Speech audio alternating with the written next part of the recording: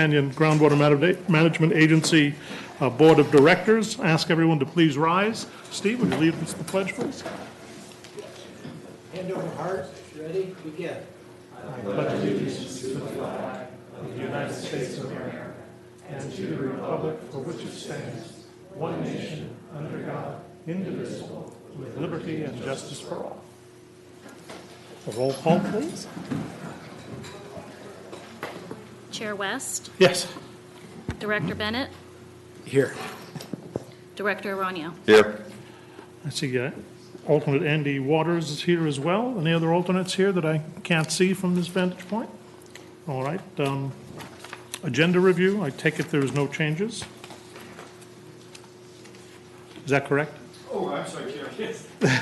All right. This is an opportunity for public comment. Anyone wishing to address the board on any matter not otherwise on today's agenda is welcome to step forward to the microphone, identify yourself, and make your presentation. Seeing none, we'll move on to board member comments. None at this time. Steve, none. Director Borchard is stuck in traffic because of a bad accident. Director Cravens is here now. With that, we will move on to item number 1 on the regular agenda.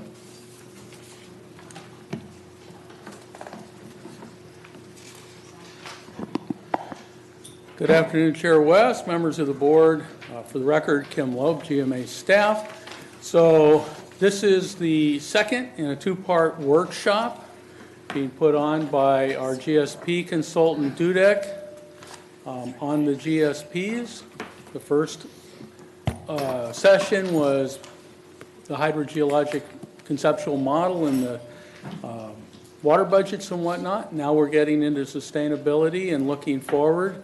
And with that, I will introduce Jill Weinberger with Dudek, and she will take it from here. Good afternoon. For the record, I am Jill Weinberger with Dudek. And this is, just as Kim said, this is the second part of this workshop. Last Monday, we covered a lot of the technical background information, building the hydrogeologic conceptual model so that we can then begin to apply that data today into the management criteria that are set forth under the Sustainable Groundwater Management Act and how things have been structured thus far in the preliminary draft GSPs. But there is a tremendous amount of material for this board to weigh in on, and so we'll discuss that as well today. I don't want to give anybody false hope with this outline. You'll see that 2 are already grayed out. Those are the 2 from last week's. And so we do actually have a lot to cover today. We're going to go over the workshop goals. We talked about the development process and the conceptual hydrogeologic model last week. And then today we're getting into sustainable management under Sigma and monitoring networks. The goals of the workshop today really are to get into the background of the sustainability criteria, because this is how Sigma is structured, it's how the GSP is structured, and it's how your board will have to interact with the material that we've compiled to determine how to sustainably manage these basins for the GSP and eventual submittal to DWR. So the terms that we're going to be talking about today are the sustainability goals, the minimum thresholds, the measurable objectives, and the interim milestones. These are really where you take that technical information and you start to apply it and look at how we're going to manage the basin moving forward. Understanding, the second big part of this is understanding how those criteria will be applied moving forward, both in the 20-year implementation period and then the 30 years after that for modeling purposes. So what are we looking at during the implementation period as far as water levels, where they can be? Can we go below minimum thresholds at some point and recover from them in the implementation period? Short answer to that is yes. Following that implementation period, the answer is no. And then eventually looking at how the monitoring networks and their role in sustainable management ties back into this. So how are we going to monitor for these impacts? So that covers our goals, and now we're going to jump into what is it that we're really talking about today. The sustainability goal, just some key terms here. The sustainability goal, as defined under the SIGMA, is that each agency shall establish in its plan a sustainability goal for the basin that culminates in the absence of undesirable results within 20 years of the applicable statutory deadline. So depends on when the plan is due. That means either in 2020 to 2040 or 2022 to 2042. That's that 20-year timeline. This board or previous boards already came up with general sustainability goals for these basins, right? And those goals include maintaining the seawater intrusion front or controlling the seawater intrusion front at its current position, not allowing groundwater quality to further degrade without mitigation, not allowing for net subsidence due to groundwater withdrawal, and promoting water levels that mitigate or minimize undesirable results. So those were goals that were set forth by the Fox Canyon Board, I believe, in 2015. And I'm going to talk about those goals a lot today because those are the goals that we used to sort of structure the sustainability goals in the GSPs.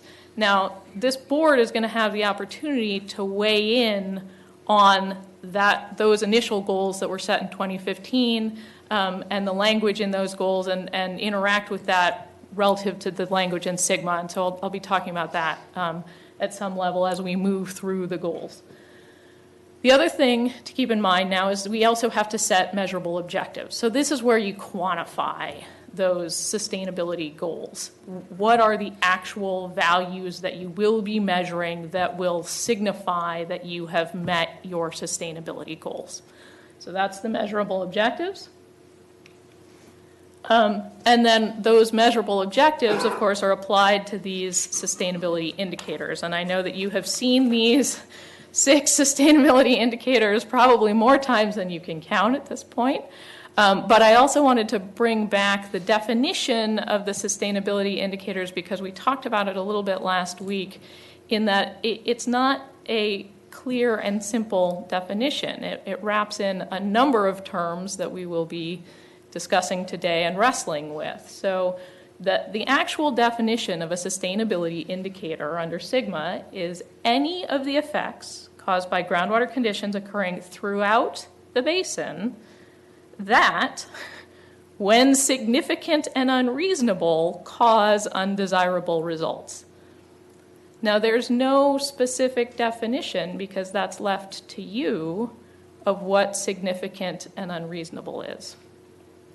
But in the simplest understanding of the sustainability indicators, we can at least look at these 6 key terms and these 6 things that can be measured, right? We've got groundwater level declines. Are we experiencing those in the basins? What about change in storage, seawater intrusion, groundwater quality, degradation, subsidence, and interconnected surface water depletion, groundwater and surface water depletion? I am going to be showing these handy little symbols. You'll see these start to appear at the top of a number of these slides just to kind of keep in mind which sustainability indicator we're talking about for which basin as we move through this. And then, of course, I think we've seen this slide a number of times now as well. Based on that definition that is not entirely clear, what happens when these, what makes these undesirable results? Well, it's when you throw those terms significant and unreasonable in front of them. And again, that's for you to determine.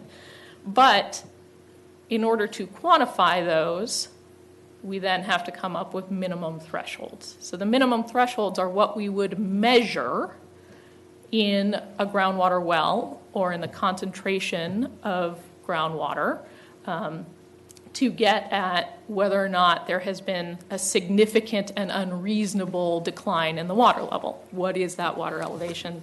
What is the concentration? Jill, are those benchmarks quantitative or qualitative, or could they be either?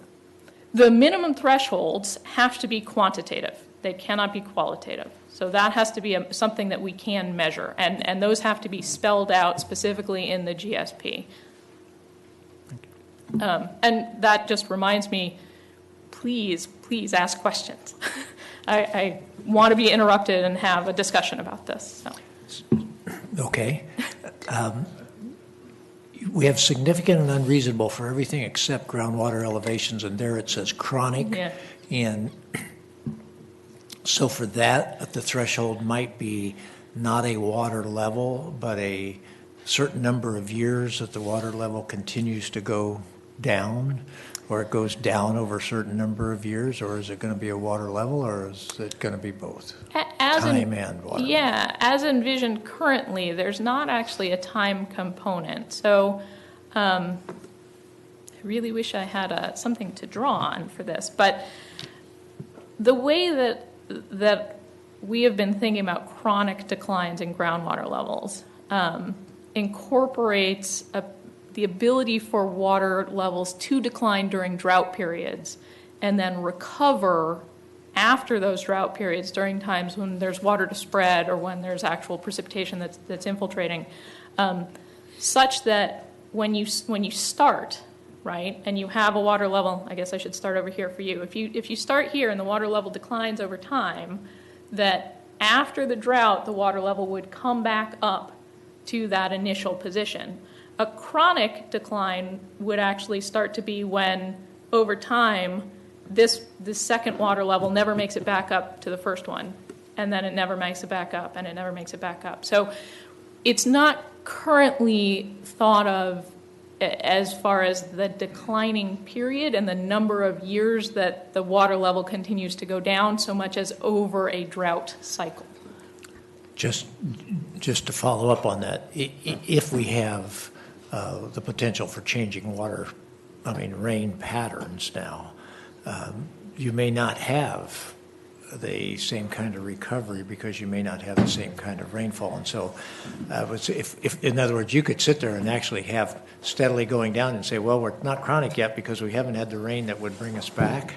But if you never get the rain that brings you back, it seems to me that's chronic also. And so I know we'll have to work a little bit more on that definition. Well, and I think there are two parts to that.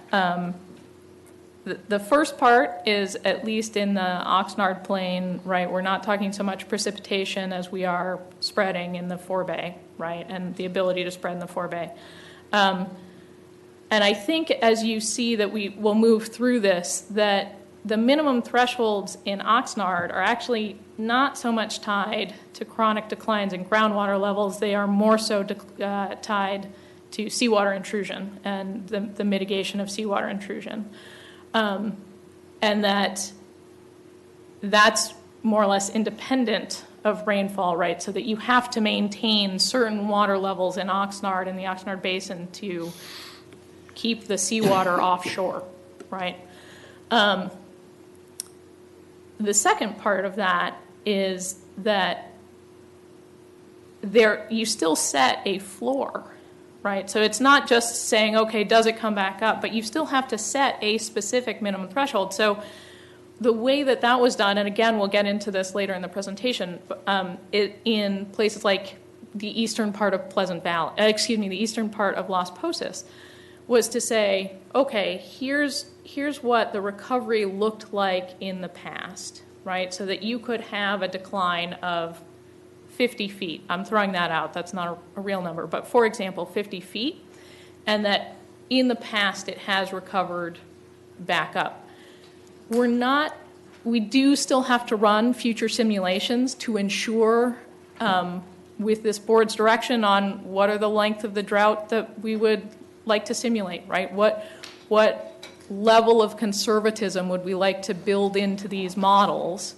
And how many do we want to run? How many different scenarios do we want to run? We'd still have to run those future scenarios to see if that minimum threshold would allow it to come back up in the future. And we haven't done that yet. So what we're seeing for minimum thresholds right now they're proposed based on historical data, but the future simulations are yet to be run. I don't want to drag this out too long, but I'm sorry to ask this other question. No, this is why we're here. And that is, So if we know we have changed conditions in terms of the spreading grounds because of the new federal rules, et cetera, then we wouldn't use the old spreading ground return to condition thing if we know that we've had a long-term change in our spreading ground capability. Is that correct? There will certainly have to be a discussion as to what the appropriate future spreading would be anticipated to be. Yes. And we'll have to use that. I'm sorry, I didn't hear that. And we'll have to use that. Yes, and we would have to apply that to we can't apply it future back. scenarios. Yes. That's actually a very helpful discussion because that's going to come up a lot through what we're talking about in the next several slides, which is, what are the sustainability indicators that we're looking at for each basin, and how are those sustainability indicators, how is the historical data being used for the currently proposed minimum thresholds, and how would we anticipate future modeling being applied to get at minimum thresholds moving forward. So as we move through these, I said it before and I will say it again, we're actually going to take a look, there we go, at these little symbols, they're going to come up, but we're going to start with the Oxnard Basin and just kind of tick through these for groundwater level declines, change in storage, seawater intrusion, degradation of water quality, subsidence, and interconnected surface water depletion. Now just looking at the Oxnard Basin, then we'll move to Pleasant Valley, then we'll do west and east Las Posas. So in the Oxnard Basin, looking at groundwater level declines and change in storage, just as a reminder of why these two are often talked about together, right? This is a simple diagram showing that in times when you look at the groundwater level and it's not very far below land surface, you have more groundwater in storage. So groundwater levels are used as a proxy for the amount of groundwater in storage. And then you could move to a time where you have had less rainfall or less recharge. There's more unsaturated zone. You have a deeper condition where you have to go deeper in the ground to get to groundwater, and you have less groundwater in storage. So you have a lower groundwater elevation, less groundwater in storage. And so these two are talked about together, and in Oxnard, we certainly use groundwater levels as a proxy for groundwater in storage. There is a little hiccup in that, because I think you have all now seen the two hydrographs that I'm about to put before you again, right, where seawater intrusion can fill in for that groundwater in storage and maintain water levels at a higher level. You've lost fresh water in storage in that case.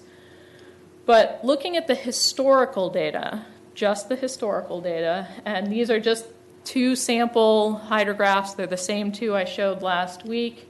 The one on the left is from the Magoo Aquifer. The one on the right is from the Fox Canyon Aquifer in Oxnard. Again, all of these are in the GSP. These are just two for an example, one from the upper aquifer system and one from the lower aquifer system. We see that overall in these water levels, if I can find it here, historically, we have recovered from drought. So you've got, groundwater elevations up at 60 feet above mean sea level. They've declined below this black line here, that sea level. They've declined in the Magoo and recovered back up. Now that's based on precipitation. It's also based on historical spreading and other management actions. So shifting of pumping in some cases from the upper aquifer system to the lower aquifer system, pipelines of surface water deliveries. But historically, we've got recovery in these water levels. And the same is true in the Fox Canyon. We've never quite come back in this one well up to that high, but overall, there's been historical recovery after drought periods. Problem with most of these groundwater elevations, though, is not so much the recovery after drought, it's not so much the chronic groundwater level decline, it's their position relative to sea level, right? So if we look at this black line, we've got sea level here, most of these wells are below sea level, and the same in the Fox Canyon. We've got sea level here, we've got a lot of water levels that are below sea level. And as we all know, when water levels are below sea level, we start to certainly have the potential to induce seawater intrusion, and that has been observed in the Oxnard Basin.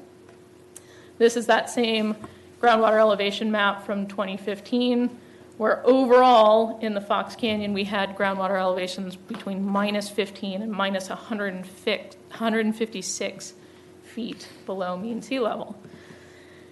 Now, even though here we've got groundwater elevations all along the coast that are below sea level, we don't tend to have seawater intrusion at every point along the coast. So instead, what we tend to see is focused seawater intrusion on 2 points. We see it near Port Hueneme, and we see it in the vicinity of Point Mugu. This is a map from USGS scientific investigation. This is Hueneme Canyon off the coast here. So this is Port Hueneme, this is Hueneme Canyon. And you'll see that it gets quite deep, quite close to the coast. And along submarine canyons, you tend, in fact, not to have much sediment cover. And so that sediment can kind of dampen the pull of seawater in it. It actually is a lower permeability layer. But where you have exposed rocky outcrops in the ocean, if you pump inland, you start to pull water in through those exposed rocky outcrops. And that is what we have both here. I don't have a map for Point Mugu, but certainly in Port Hueneme and also in Point Mugu. So you end up with these preferential flow paths in those areas, and it's focused through the higher permeability sediments, the ones that allow seawater to intrude. And just to prove to you that this is in fact a deep canyon, the survey went so far as to draw the Empire State Building here offshore. That's the Empire State Building with its antenna, its tower, I suppose. It's not an antenna, sticking up above sea level right there. So it's a big, deep submarine canyon that allows for seawater intrusion along the coast. So we've got seawater intrusion that's focused in 2 particular locations along the coast, and we also have a couple of different ways for seawater to move through the aquifers once it's come on shore. So in the vicinity of Point Mugu, currently there's actually the modeling that's been done and some of the investigations that have been done suggest that seawater actually does not directly intrude in the lower aquifer system in Point Mugu.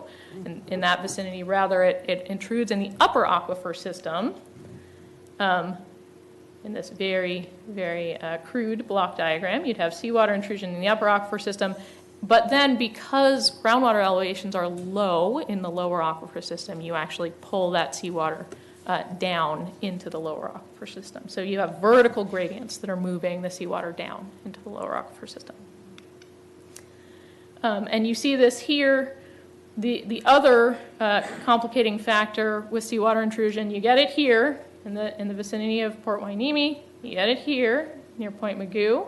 This is the fall 2016 potentiometric surface map showing that groundwater elevations are in fact low. Seawater intrusion is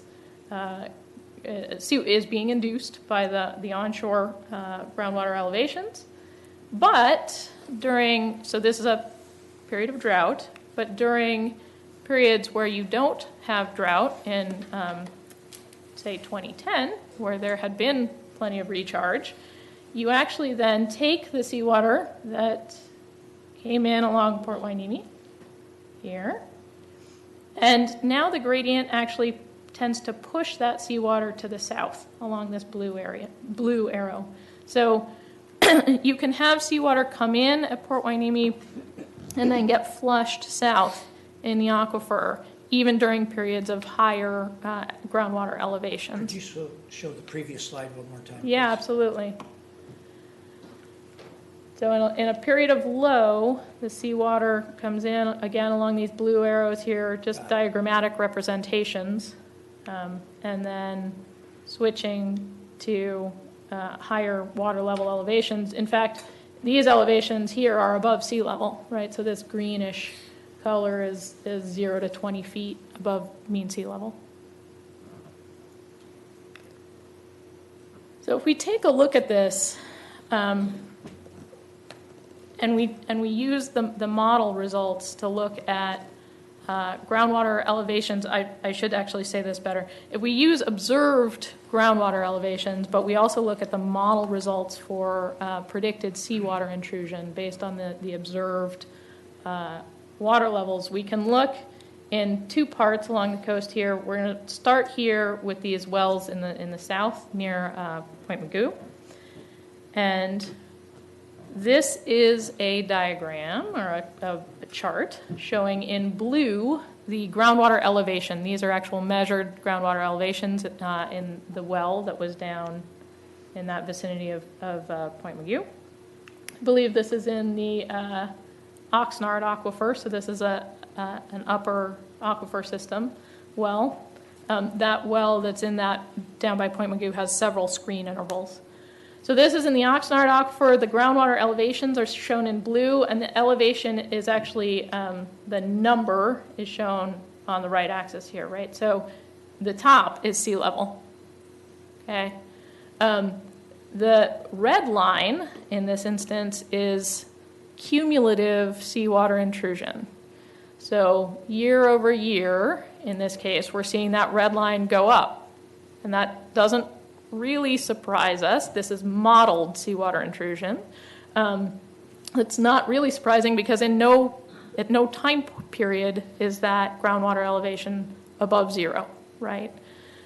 So we know from this sort of examination, if we want to hold back seawater intrusion, this is an insufficient water level for this particular well in this particular location, right? So as we get to setting these measurable objectives and minimum thresholds, this is the kind of work that we're looking at.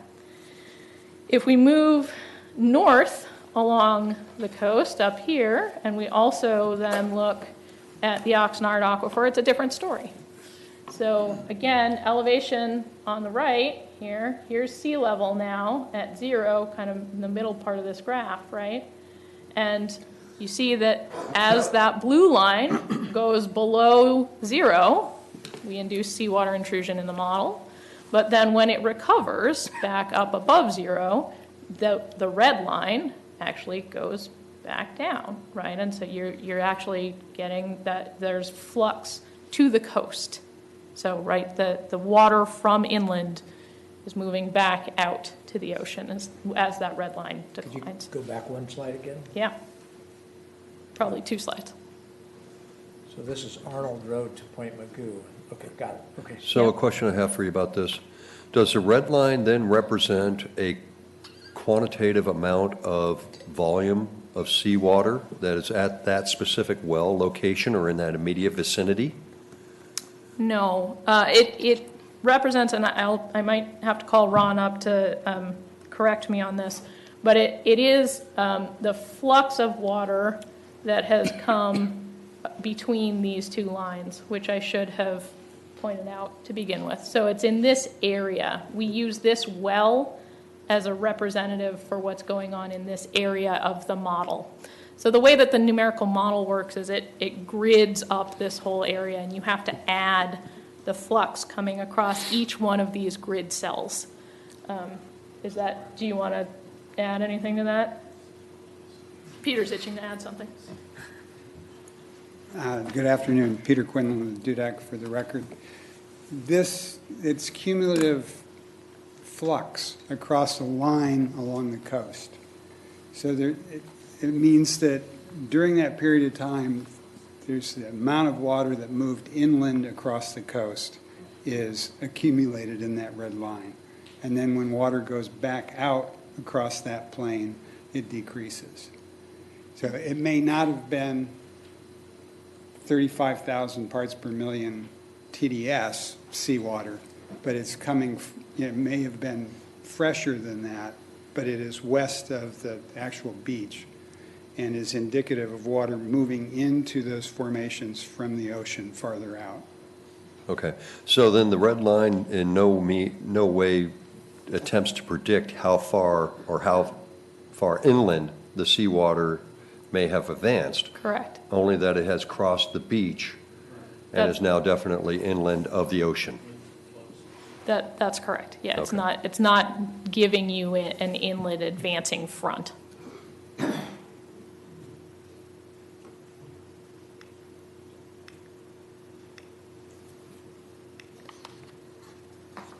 Okay, so moving from seawater intrusion to groundwater quality. This is a groundwater quality hydrograph that I showed last week, and in particular, this is from the Oxnard forebay. The particular constituent to focus on in this is nitrate, which is shown in the red circles here. Nitrate is a concern as far as groundwater quality is concerned in the forebay, but you'll see it's very variable in concentration. It goes up and down quite a bit. And as we moved into the most recent period of drought, we see nitrate concentrations increasing. And we talked about it last week. Really what this is a representation of how much water is available to spread in the forebay. That water from the Santa Clara River, which is what gets spread in the forebay, has lower nitrate concentrations than what's currently in the aquifer. So it dilutes the concentration of nitrate in the aquifer as it gets spread. And so just as we say here, nitrate concentrations increase as we have less water to spread. One of the things that we considered in looking at setting measurable objectives and minimum thresholds for concentrations, though, is to look at what the potential impacts are. So nitrate concentrations do not actually adversely impact the beneficial use of groundwater for agriculture. Nitrate's used by plants, fertilizer, right? And municipal users thus far have had the ability to blend away those nitrate concentrations. So they conserve water that has acceptable levels of concentrations of nitrate that are below the maximum contaminant level.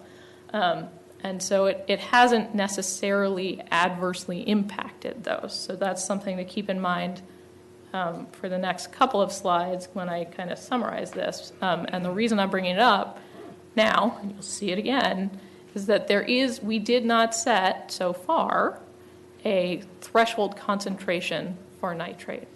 So there's a potential for adverse impacts, but right now we don't have a threshold concentration set. Subsidence is similar to that in that as you withdraw groundwater from the aquifer, you can cause subsidence as the structure of the land actually collapses. So water can support that land structure. You take the water out, and you actually have collapse of the land. Historically, this is a map from another USGS report. The details of it are not important. They were looking at subsidence. If I can pull this up again. They were looking at subsidence here along some stations in the Oxnard forebay, not in the forebay, in the Oxnard subbasin, along this line, right? And that's shown here, and I'm going to zoom in on this little plot.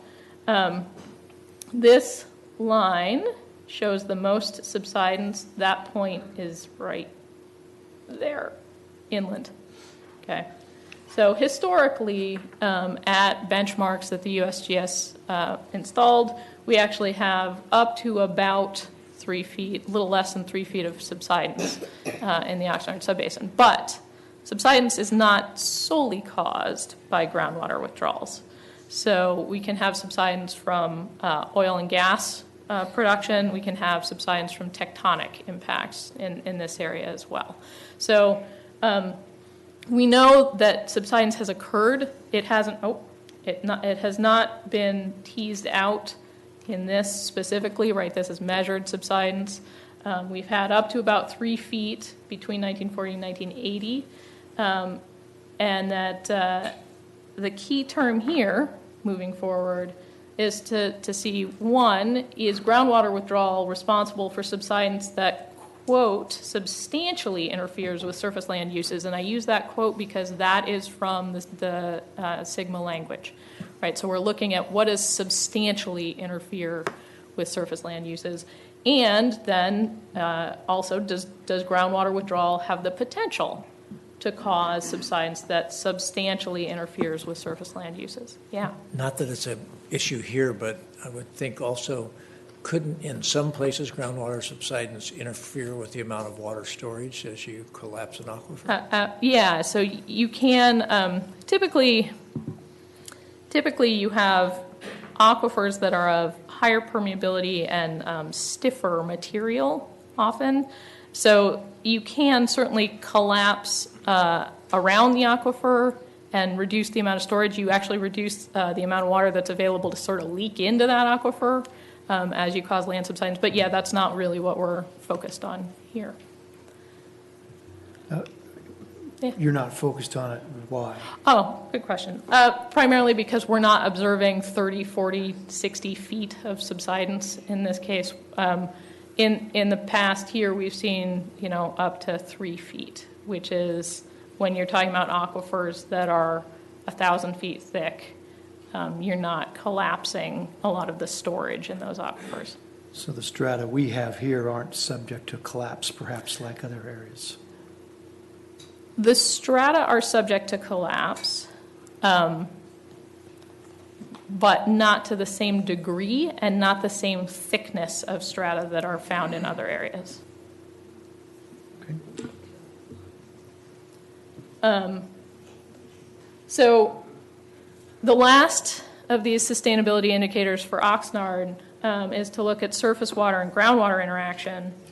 And we do that in the context of looking at groundwater-dependent ecosystems. So the concern under Sigma is if you have groundwater production that lowers the groundwater table and stream starts to infiltrate, then you don't have water available for groundwater-dependent ecosystems anymore.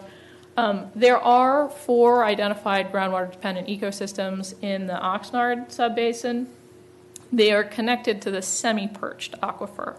So these are not connected to the upper aquifer system or the Fox Canyon aquifer, lower aquifer systems.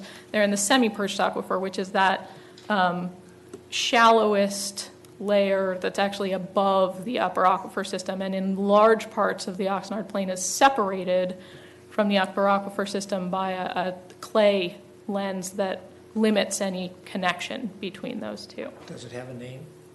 The semi-perched aquifer, that is what it's called, actually. That's its name. And there's even some discussion as to whether or not it should be referred to as an aquifer, because an aquifer actually, has the definition of economically producible amounts of water. And but semi-perched aquifer is what it's called. Clever.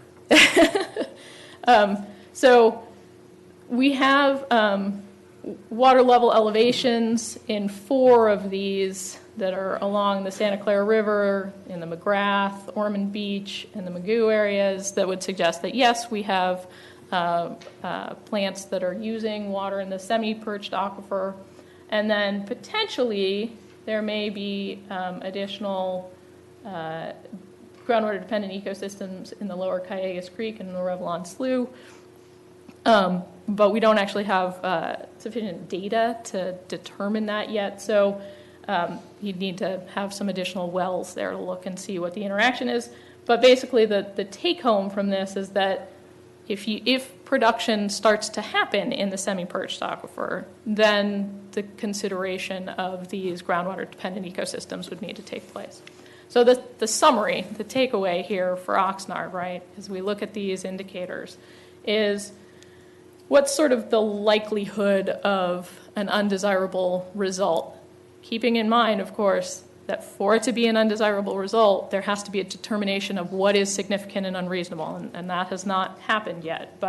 So we're looking at likelihood. Well, can we experience groundwater level declines and change in storage? Certainly. It's absolutely possible, particularly inland of the coast.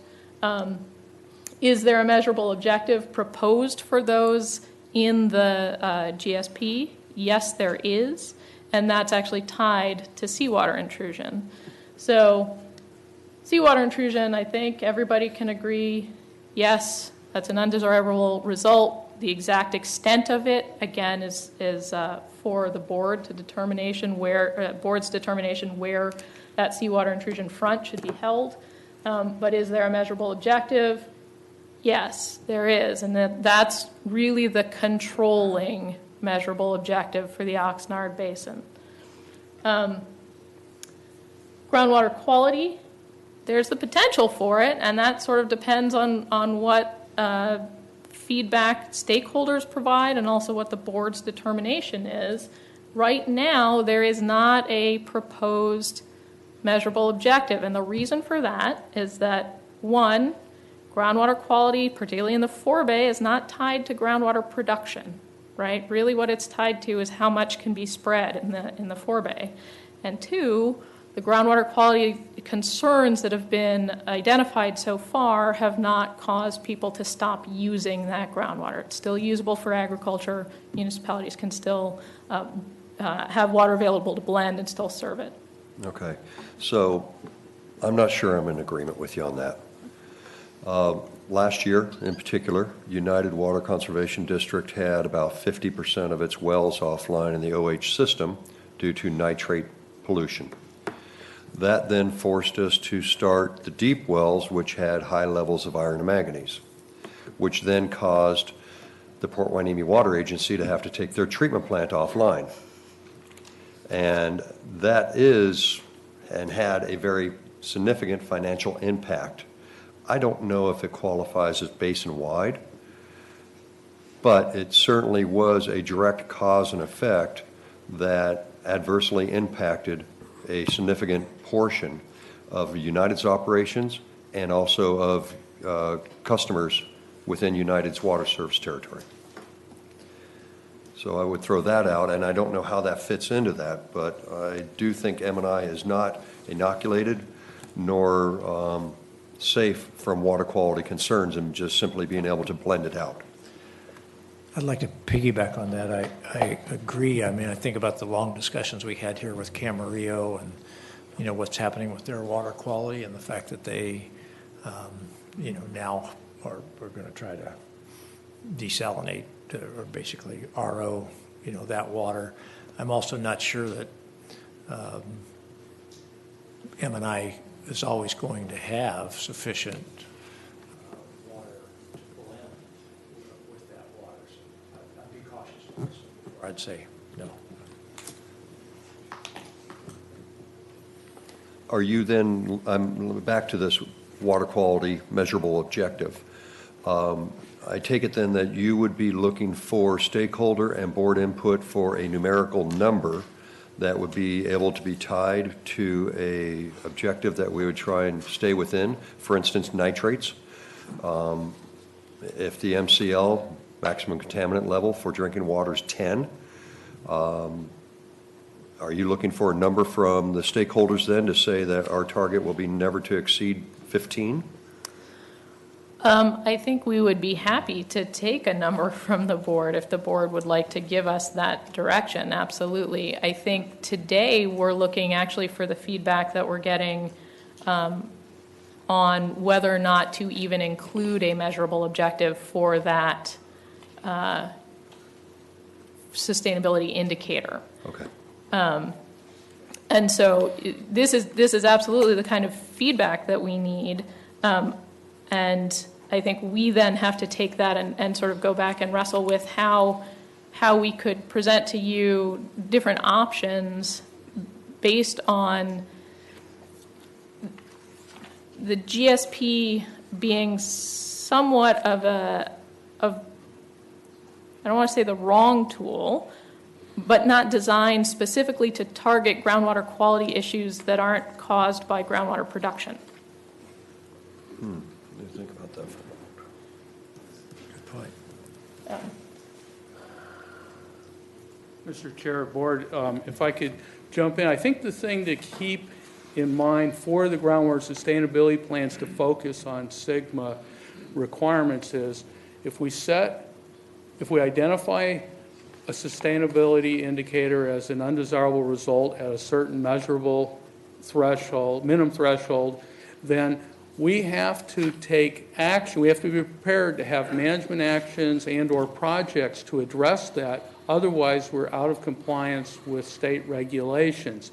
To the extent, the lens that we've been focusing on with the consultant and the technical advisory committee and staff as we understand the regulations from DWR is really looking at what is either caused by or exacerbated by groundwater pumping, which is what this agency has the main jurisdiction over. We want to make sure that we may have goals potentially even outside the GSP that the GMA has that wants to address things, but if we set ourselves regulatory thresholds under the Sigma regulation, we have to be prepared to address them. So we want to make sure that if it's sort of in this gray area, that it's not really being caused or exacerbated by groundwater pumping, then do we want to identify regulatory targets that the state's going to hold us to, and we have to take actions to mitigate it. You make a good point.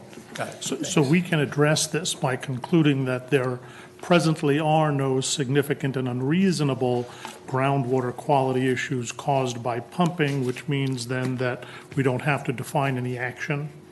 But that doesn't mean that in the future we can't keep monitoring quality and take appropriate action if it becomes necessary. That's correct. That's our understanding, and read from DWR. Again, they're still trying to feel this out a little bit, but we're quite certain based on what the regulations say in our discussions with DWR. If it's caused by groundwater pumping, or if we're exacerbating it through pumping or moving it around or spreading it, we've got to address it. But if those things aren't occurring, it's not something that's really being caused or made worse by pumping, or can be reduced by reducing pumping in a significant way, then we don't think that it needs to be necessarily in the GSP. It can be addressed outside of that if the GMA should decide. And again, that's something that we expect to get a lot of stakeholder input on, but we want to be focused on what Sigma's requiring us to do and the fact that we've got to achieve these things when we set these thresholds, or the state's going to hold us to it. There can also be aspirational goals that we can set as goals that the GMA aspires to achieve, but they're not hard set goals. If they don't meet those the requirements under Sigma, that we have to address them. So how does it work in terms of, I guess, what's required with respect to measurable objectives if we conclude that the current groundwater quality issues don't present a significant and unreasonable potential for an undesirable result? Do we have to then do anything with respect to measurable objectives?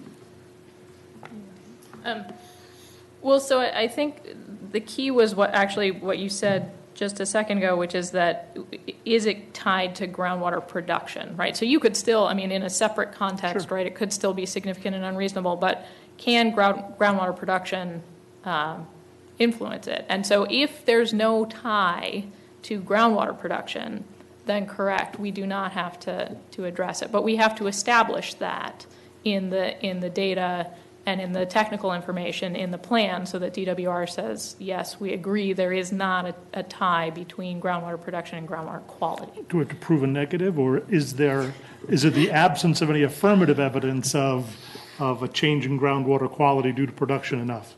I clearly did not go to law school, but I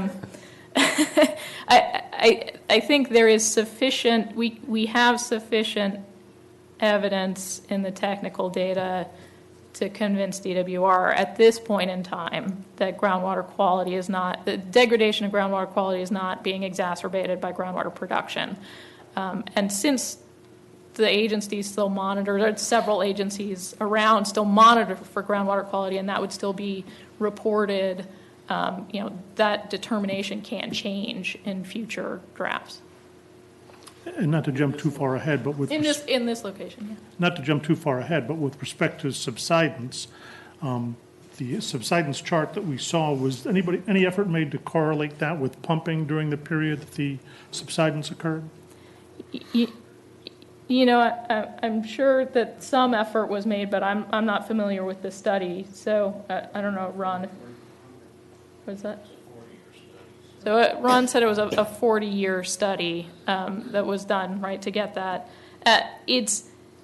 The surface signal, though, can't be separated easily from all of the potential factors that go into subsidence, right? So clarification then. So going back to groundwater quality, the graph that you showed that nitrates were increasing. It is your professional opinion then that that is not exacerbated by the pumping, but more by the lack of water spreading.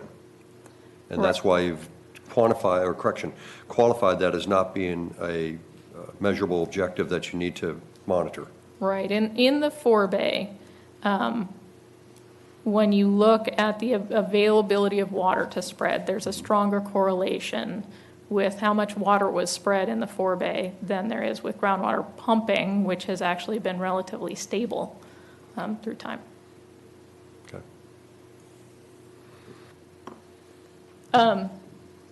So we did talk about subsidence. Again, there is the potential for it.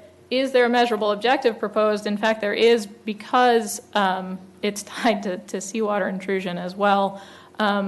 The other thing to keep in mind for subsidence is that it occurs as water levels fall below historical lows, and it takes some time for that to occur, right? So in the Oxnard Basin in particular, because we know that historical lows have induced seawater intrusion and we are trying to prevent the ongoing seawater intrusion, the measurable objectives are higher than the historical lows.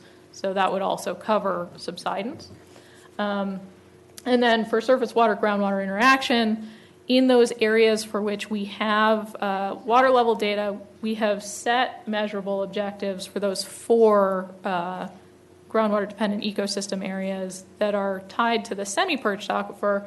There's a potential for an undesirable result there, but that's tied to any development that would happen of the water in the semi-perched aquifer. So we're not talking about the upper aquifer system or the lower aquifer system for that. So that would be a future concern if there is a proposed project to use that water. Okay, so we're going to move through Pleasant Valley, kind of going through the same thing and getting to that same checklist at the end. For Pleasant Valley, we see a different relationship between groundwater level elevation and drought, the drought being represented by the black line, where basically recently we've had a long-term increase in groundwater levels, in this case in the Fox Canyon aquifer on the left, and then these are the shallower sediments on the right. The left-hand graph, I should also say, goes from 1970 to 2020, whereas this starts in 1990. We see that increase. And that increase, as we talked about last time, several times, is actually tied to water from arroyo Las Posas, right, starting to come in. We've also got management actions that are starting to deliver water to Pleasant Valley. And so we see this long-term groundwater elevation recovery. So we don't have, in this case, this symbol of, okay, historically have we seen these chronic declines in groundwater level or in storage. But we know moving forward, we're concerned about the ongoing deliveries of surface water, the availability of surface water, and of any inflows from the arroyo, because we haven't had surface flow in the arroyo reach Pleasant Valley in several years now. When we look at seawater intrusion, we don't have direct seawater intrusion into the Pleasant Valley Basin, but we do have production from the Pleasant Valley Basin that impacts seawater intrusion in its neighboring basin, the Oxnard Basin to the west. So we have to keep those in mind. In fact, under Sigma, you have to be able to set measurable objectives and minimum thresholds that don't impede an adjacent basin's ability to meet its measurable objectives and minimum thresholds. Degradation of groundwater. Oh, yeah. The one you're just getting ready to read Yeah. strikes me as groundwater pumping causing a degradation of groundwater quality. Well, so yeah, so there is the potential here.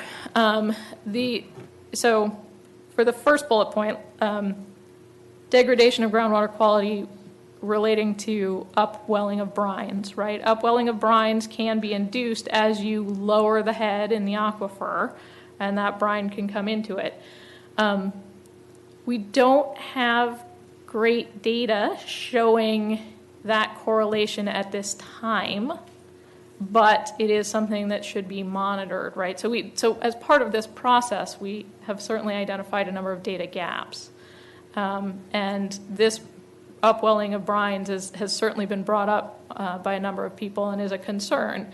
I think the question is, when is it significant and unreasonable, and what exactly is its connection to groundwater production? The questions, I should say. But this is a direct, there's a direct connection here. It's just a question of whether it's significant and unreasonable. There's the Or there's potential for a direct There's the connection. potential for a direct connection, yeah.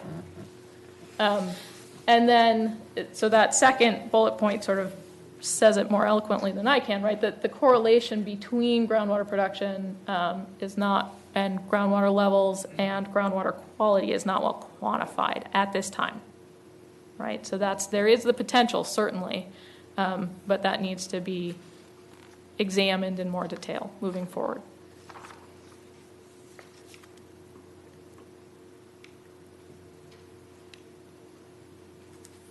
Apparently this doesn't want to move forward.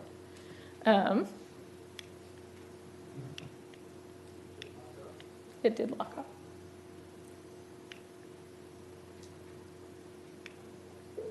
Sorry.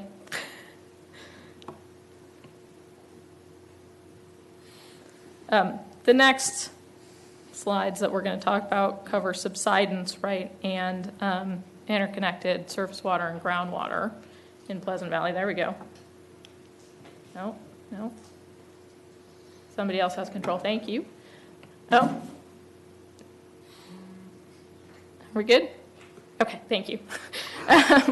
So for subsidence, right, we have very limited actual direct measurements in the Pleasant Valley Basin.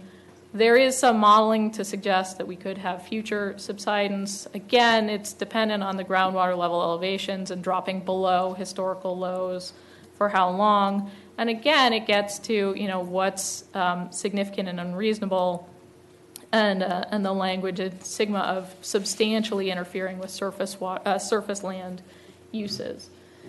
For interconnected groundwater and surface water in the Pleasant Valley Basin, there's, again, limited information, so we're starting to get into these data gaps that we're identifying, and we'll talk about that when we get to the monitoring section at the end of this. But additional wells would need to be installed along surface water bodies. It's not to look at this connection.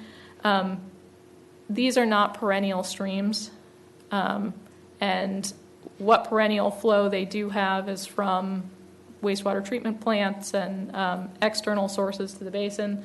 So there's a judgment, again, as to whether groundwater production is influencing what's happening in the surface water bodies of this basin. But those surface water bodies are the lower Arroyo Las Posas, Calleguas Creek, and Conejo Creek. They have been identified as potential groundwater-dependent ecosystems, but we'd have to collect additional data to confirm that. So if we look at the summary now for the Pleasant Valley Basin, it's a little different from Oxnard. Again, you certainly have the potential for groundwater level declines and changes in groundwater storage in this basin, particularly because we anticipate less surface water coming down Arroyo Las Posas in the future.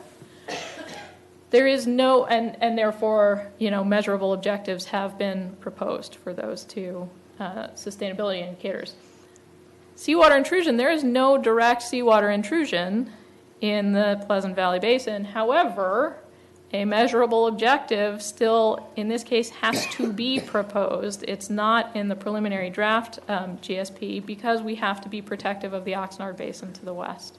And so there is, in fact, an overarching connection there that will be dealt with in the coordination agreement between the basins, but in these GSPs, we have to reflect what the potential is to impact Oxnard. So even though there's no direct seawater intrusion in the Pleasant Valley Basin, there is a measurable objective that will be proposed to address seawater intrusion in the Oxnard Basin. And that is the appropriate way to do it, is to say no.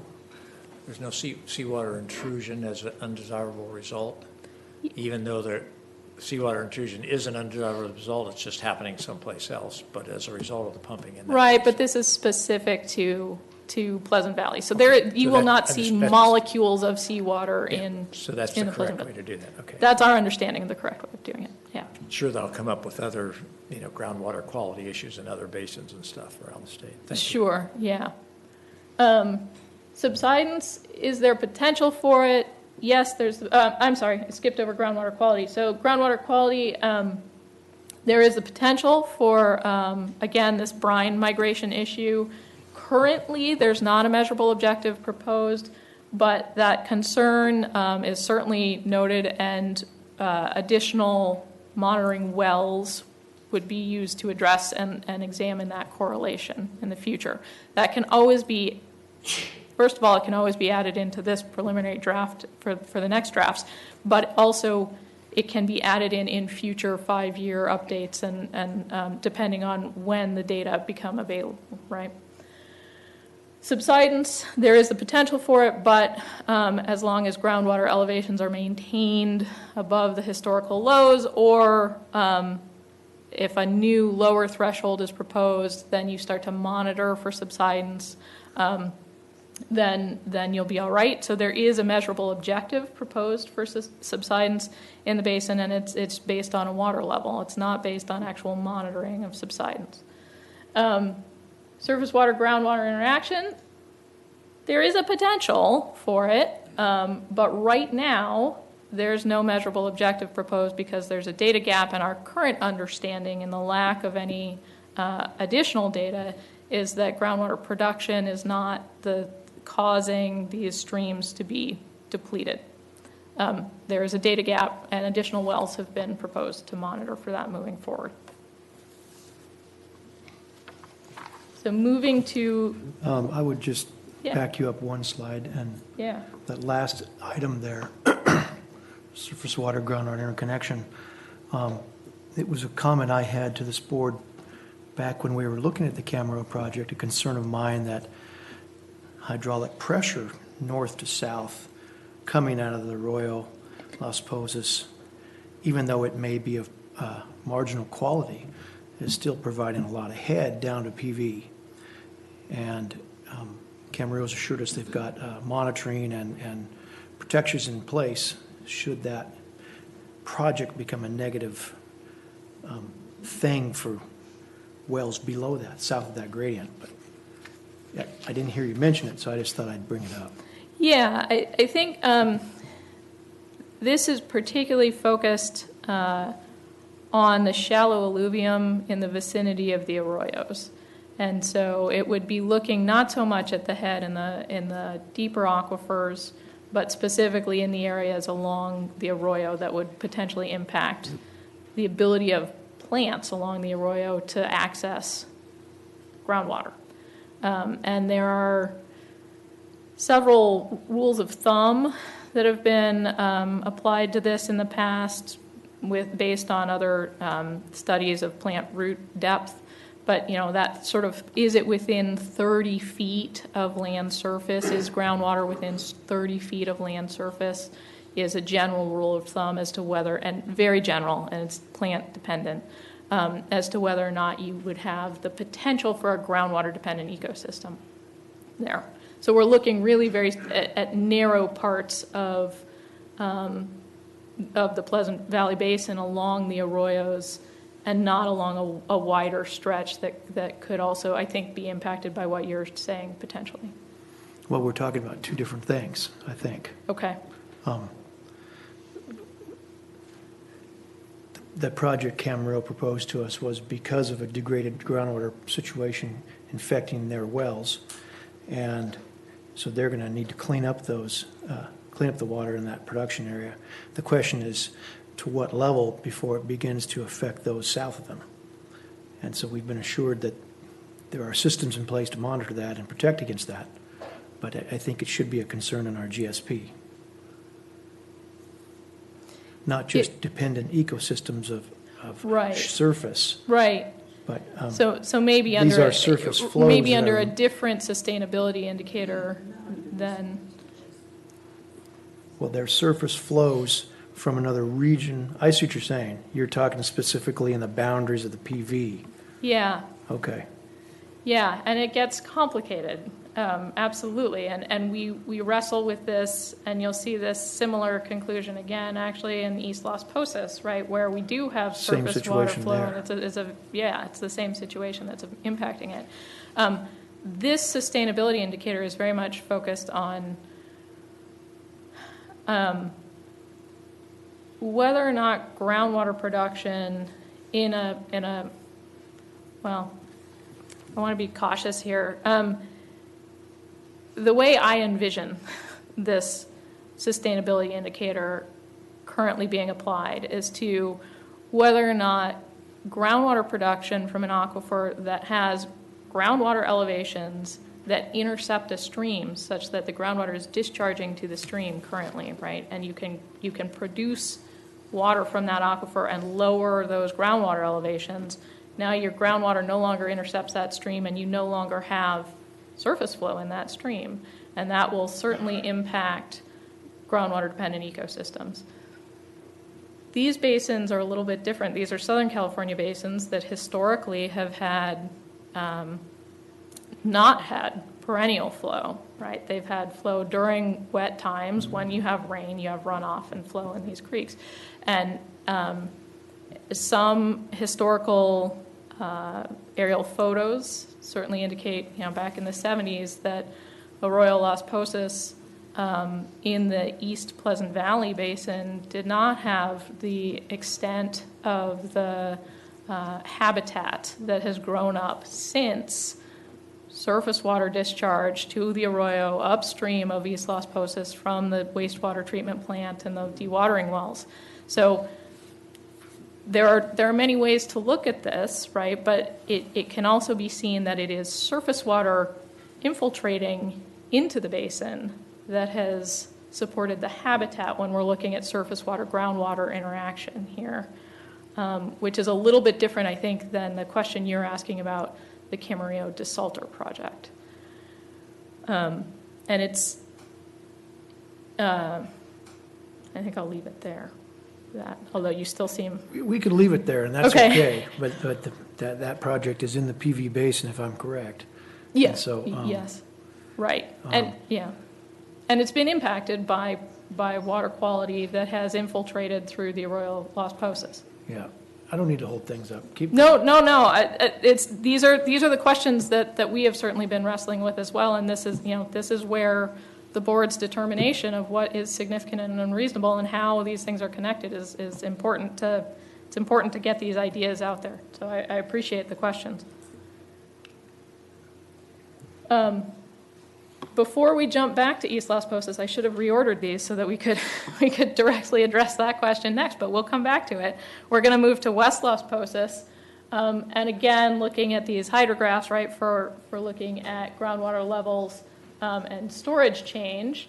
We overall certainly see that in the western part, closer to the Oxnard Basin, we have similar patterns in groundwater levels to what we were seeing in Oxnard, where we have periods of higher water levels in the past that have declined and recovered, keeping in mind, right, we've had spreading that has impacted that. Those historical spreading levels are anticipated to decrease, and that we've also had management actions and shifting of pumping in some cases that can impact these water levels. But again, overall, we've seen historical declines in recovery. In the eastern part of that same basin, the eastern part of West Las Posas, we haven't seen that same pattern. In fact, we have, granted, we have limited data from the 1950s, but we do have a well, if I can point to it. Pointer's getting very angry with me right now. There is a well, here we go. Oh, I almost had it. All right, well, you're going to have to trust me, right? At about 150 feet above mean sea level, all the way on the left side of the plot, there we did have water levels from that well, and they continue after that gap in the data, and they are down at about minus 50 feet when we pick that well up again. Now maybe I can go back. There we go. Okay, let's see if we got it working. So right in here, we've got higher water levels. We don't know what happened in between, but we do know that when we start measuring water levels in that well again, they are much lower. And in fact, that they continue to decline after that well into the 1990s, right to about there. And in that time, we do see water levels recovery, but that's in response to management actions and additional deliveries of water. So we've got Calleguas Municipal Water District delivering in lieu deliveries of surface water to those areas, and less groundwater production from those areas, and we see groundwater levels start to increase again. So we know certainly in the western part, in the eastern part of West Las Posas, that we have the potential for chronic declines in groundwater levels in the absence of other action. We've seen this certainly in a persistent pumping depression in the eastern part of West Las Posas. Right in here, we've got groundwater elevations at minus 154, minus 143 feet below mean sea level right there. The groundwater level declines during droughts recovered, but not necessarily on their own. We had in lieu water deliveries that assisted in resting that aquifer, and so we are concerned about a chronic decline in groundwater levels for that part of the basin. Seawater intrusion, this is sort of familiar with Pleasant Valley, right, that there's no direct seawater intrusion into western West Las Posas, the West Las Posas management area, but production can certainly, in the western part of that, would certainly impact water levels in the Oxnard subbasin. So we have to make sure that the measurable objectives and minimum thresholds coordinate across that boundary to allow Oxnard to meet its targets for seawater intrusion. If we look at water quality, we have some areas of the West Las Posas management area have experienced degradation, particularly along sort of the boundary with Oxnard. There are a number of different explanations for this, including some potential leakage along well screens, some of the idea of water concentrations from the forebay starting to impact the western part of West Las Posas. But there certainly are some wells in western Las Posas that have begun to experience some groundwater quality degradation. Can we go back to that, Matt? Yeah. This has nothing to do with this discussion, but I want to get it in here. This label Spanish Hills is consistent with what's in all the maps. I had because this was foreign to me, that's a housing tract. I had my staff at the city of Camarillo research it, and throughout every mapping system that we have in the county, it's just part of the Camarillo Hills. Yeah, I'm actually going to call Ron up because he did most of the research. He looked into that as well because this concern was brought to our attention. Yeah, I after we got your comment, we did some research on it. That term, Spanish Hills, was introduced into the USGS topographic database in 2000 as being a geographical area, the southern part of the. Okay, well, their word didn't get back to us. Thank you. I have one quick question on nitrates. Do nitrate concentrations go up when you have a lot of irrigated land and the water percolates through that? Nitrate concentrations can increase for a number of reasons. Certainly fertilizer application is one of them, but also septic systems. There are a number of sources of nitrate. Thank you.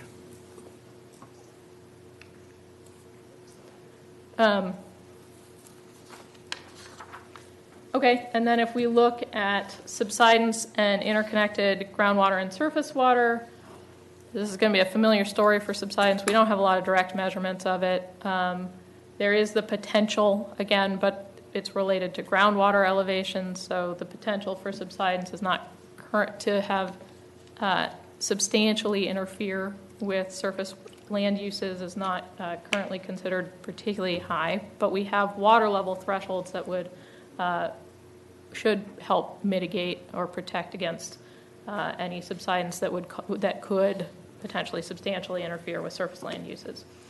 When we look at interconnected groundwater and surface water, it's a little bit simpler in this part of the Las Posas Basin because there are no major surface water bodies that we have to examine for this. So here's our summary for the western Las Posas management area, the West Las Posas management area, western part of the the western part of the Las Posas Basin. We've got groundwater level declines. That's identified as a probable undesirable result. Again, significance and unreasonableness is left to your determination. There is a measurable objective proposed for it in the GSP. And there's a concern about less surface water being available in the future for spreading from the Santa Clara River. Seawater intrusion, again, no direct seawater intrusion in this part of the basin. The measurable objective would be tied to water levels in the Oxnard Basin and the future modeling scenarios that would prevent seawater intrusion in Oxnard. Groundwater quality. There's a potential for concern with nitrate concentrations, TDS, but right now, similar to what we're seeing in the forebay, it's not really dependent on groundwater production, so we haven't tied it to a specific measurable objective. Subsidence, there's potential. We've got water level elevations to mitigate against that, and those are the proposed measurable objectives. And then for surface water, groundwater interaction, we actually have the first simple case here. No. There is not an undesirable result because we don't have surface water bodies, and no, there is no measurable objective proposed for it. Moving to East Las Posas. Again, here the familiar story here, hopefully by now, is that water levels in this part of the Las Posas Valley are primarily impacted by surface water flow along Arroyo Las Posas that infiltrated beginning in the 1970s. Here, and we've got long-term increasing groundwater levels. This is 50, 100, 150, right? So we've got 150 to almost 200 feet of increase in these water levels. This is in the Fox Canyon Aquifer for the western part of the East Las Posas management area. And that's really determined by the surface water inflow. So it's less of a drought signal, more of a surface water flow signal. In the eastern part of the East Las Posas management area, you see the influence in some case from the flow along the arroyo, but you also see the influence of Callegas in-lieu deliveries and the aquifer storage and recovery project, as well as, so in that project, right, they had injections and withdrawals from those wells. And some of these declines may have been worse in the absence of those injections. The other specific part of East Las Posas to consider is the Epworth Gravels aquifer, which is designated as its own separate management area in the GSPs. This area certainly has had long-term declines in groundwater elevations. It experienced, I think, what would be called chronic declines in the past. But shifting pumping in that aquifer, from that aquifer to deeper aquifers allowed groundwater level elevations to recover starting in the 90s, more or less, 90s, 2000s. So that is certainly a concern for that aquifer, and I think that the people, the stakeholders that we've interacted with at some of the meetings have certainly known that that is a concern for that aquifer. They're aware of that concern. So it is something that we will have to propose a measurable objective for minimum thresholds for moving forward. Seawater intrusion. There is no seawater intrusion into the eastern part or the East Las Posas management area or the Epworth Gravels aquifer, and they are hydrologically separated by that Somas Fault from the western part of that basin.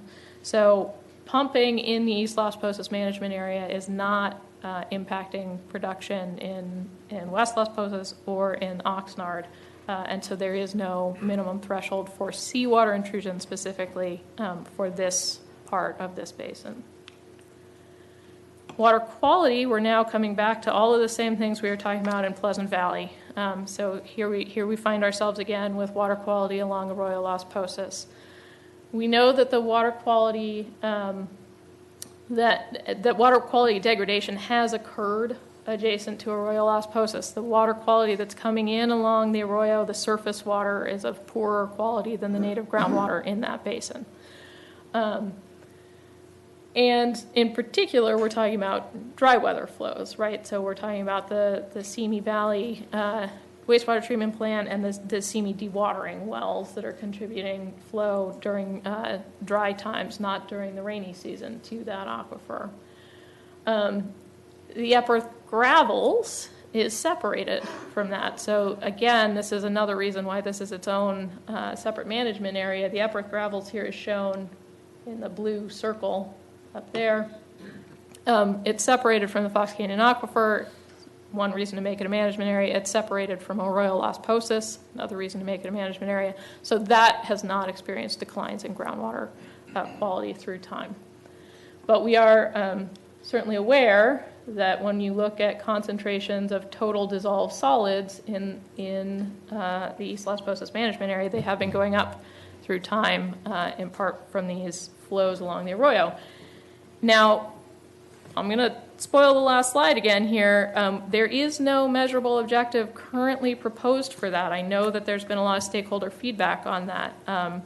And production in this aquifer certainly has the potential to move and spread that poorer quality water. So that's something to consider here as to what is the level of significance and unreasonableness for the spread of that poorer quality water.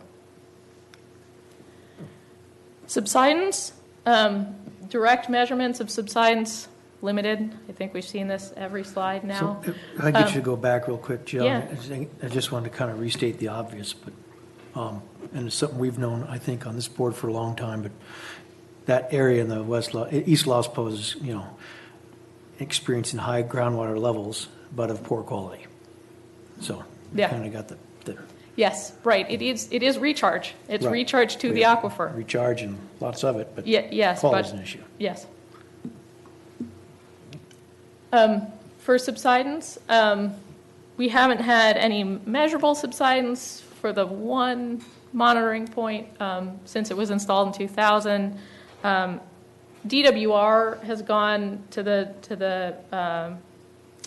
extent of categorizing various basins for their perceived risk of subsidence, and so DWR has designated the Las Posas Valley as a low to medium risk for potential future subsidence. And so again, we're just looking at water levels. What are we doing with the water levels in that valley, and what's our risk level there? And now we come to interconnected groundwater and surface water, which is precisely this idea of there is recharge. We do have groundwater levels that are infiltrated surface water that have come up through time and are now, in some cases, within that sort of 30-foot general rule of thumb of land surface. So you could have plants accessing that water in some areas. So We know that it's from, these groundwater levels are supported by surface water infiltration. We know that historically in the past we haven't seen the same level of plant growth along the arroyo. In some areas of the arroyo, we do have water levels that are within 30 feet. And we have this conundrum that we expect groundwater levels to decline in that area independent of production if surface water flows decrease in the future. Just simply as a result of reduced surface water, dry weather flow in the arroyo, you'll have less recharge to that basin. And so there needs to be some thought put into and additional data collected to look at really what the interaction here is along the arroyo for that interconnection, potential interconnection between surface water and groundwater. Right now, we have, again, this is pretty similar, I think, to the Pleasant Valley chart, right? There's probable decline, potential for declining groundwater level elevations and change in storage, and there are proposed measurable objectives in the existing preliminary draft GSPs. The concern here in particular is that there's less surface water available in the future. Seawater intrusion, again, we finally have a simple one, no and no. There's no physical hydrologic connection, or there's a very limited connection that would impact having the production in East Las Posas impact any water levels to the west. So there's no physical connection there that would warrant a measurable objective for seawater intrusion specifically.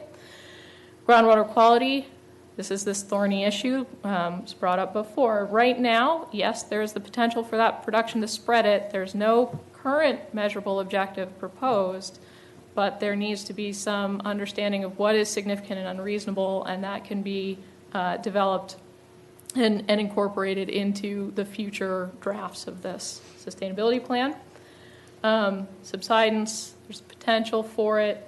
The measurable objective is tied to water levels and surface water groundwater interaction. There is a potential for it, and there is a measurable objective proposed right now, but again, this is a data gap that requires some additional study. So now we're going to move into what is proposed currently in the GSPs. Keeping in mind these are proposed, this was the preliminary draft, there's work to be done developing these further. And starting with the sustainability goals, right, this is just a reminder of what we talked about at the very beginning today, that we have the goals from the board that were set on October 28th of 2015.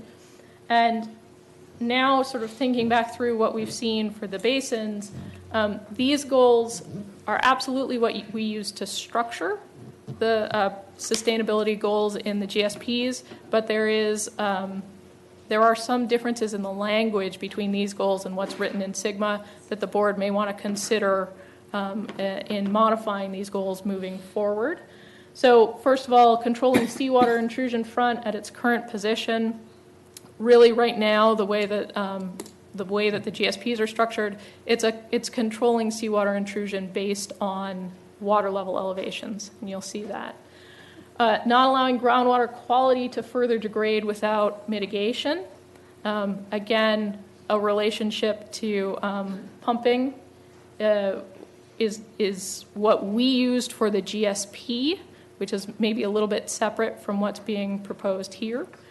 No net subsidence due to groundwater withdrawal. We were certainly using this, but again, referring to that significant substantial interference with surface land uses language as well. And then promoting water levels that mitigate or minimize undesirable results is certainly what the bulk of this GSP has incorporated. So these goals were used to guide the definition of undesirable results, minimum thresholds, and measurable objectives in the GSP under Sigma. Here are the goals for the different basins currently proposed. This is the language from the GSP. So in Oxnard, we're looking at increasing groundwater elevations inland of the Pacific coast in all aquifers to elevations that were selected to prevent additional seawater intrusion to prevent net seawater intrusion over time, right? And have those levels been selected yet? They have. I'll show you in a couple slides. Great. In Pleasant Valley, this is what's currently in the preliminary draft GSP, but I will already admit that the 2015 water level threshold actually may not allow Oxnard to meet its goals. So this will be re-examined as the future modeling scenarios are conducted, and we can actually look at the interactions between the basins a little bit better. So currently in the preliminary drafts, we have the goal of maintaining groundwater conditions at 2015 levels while allowing for operational flexibility so that you could have groundwater level declines and recovery over droughts. And that's the same goal that's applied to Las Posas, and I will give you the same caution that, as we look at the future modeling scenarios and begin to tie these basins together, these goals will need to be re-examined. You jumped over Las Posas. Oh, sorry, Las Posas, I think I just elided a little too quickly. So Las Posas is the same as Pleasant Valley, and that's where I was giving the same caution for both basins. So for the proposed measurable objectives, I actually found this chart from the DWR best management practices guidance for setting the sustainable management criteria to be helpful, and I wish I had taken a little bit closer look at this before we came out with the preliminary draft GSPs. This came out sort of right as we were getting those out the door. And the measurable objective we've talked about is it's specific, it's quantifiable, so we have to set numbers. We have to have actual measurable targets in the GSPs. And what this shows, at least in DWR's vision of the world, is that if you look back historically, if this is a groundwater level in blue, right, that you could have historical declines in groundwater elevations. Here's our 2015, what they're referring to as the benchmark, Sigma benchmark date, and then a 2020 adoption date for this particular well. You see here we talked a little bit about at the beginning that over those 20 years after adoption, this groundwater level can in fact decline below what was identified as a minimum threshold. There's got to be some time for a basin to come into compliance, and so during that 20-year period, you can have the groundwater level decline below that minimum threshold. Then, as it recovers, hopefully you've gotten a lot of wet years in here. Everybody's happy. You've had a little less pain, hopefully, than you wanted to experience, and groundwater levels have come up. And now you've got your measurable objectives set. This one happens to be relatively coincident with that 2015 benchmark date. That is not required. But the difference now between that measurable objective and the minimum threshold is what they're referring to as your margin of operational flexibility, right? So you can allow for groundwater levels to decline after that date, just not go below a set of minimum thresholds that you've defined for that basin. So here we are. Now the reason I went through that in some level of detail and admitted that I wish I had read that a little bit closer before we got the draft out the door, is that in Oxnard, the way that the preliminary draft GSP currently reads, it sets minimum thresholds for Oxnard. Those should actually be measurable objectives. So what is set in the preliminary draft will change in the future to be measurable objectives, and the minimum thresholds can actually be below what is currently set. Why do we use the word groundwater elevation that minimizes additional seawater intrusion? Well, that's over that time period, right? So we have a 20-year implementation period, and then as you get there, right, you would have. I actually take that back. That's my fault on this slide. It eventually is going to be no net seawater intrusion. So that'll change. That'll change as well. Thank you. Yeah. That groundwater elevation that is set is based on the depth of those, sorry, let me step back. So to go to that first bullet point, the proposed measurable objective should read that it is a groundwater elevation that results in no net seawater intrusion over time. And that groundwater elevation, that measurable objective, is based on the depth of the offshore outcrops that you saw in that slide of the Empire State Building earlier, right, in the submarine canyons. It's also based on groundwater modeling done by the United Water Conservation District, and we'll see that in the next slide. The measurable objective could have been set using a chloride concentration according to the guidance. So you could have set a chloride concentration at certain wells. That was not done in this case because chloride concentrations are a lagging indicator of seawater intrusion. It takes a longer time for the molecules of chloride in the water to actually migrate in than it is for you to keep track of the groundwater levels. It's still possible for us to do that, but it was not done in this preliminary draft. And the selected groundwater elevations in that basin were set to prevent undesirable results in the future.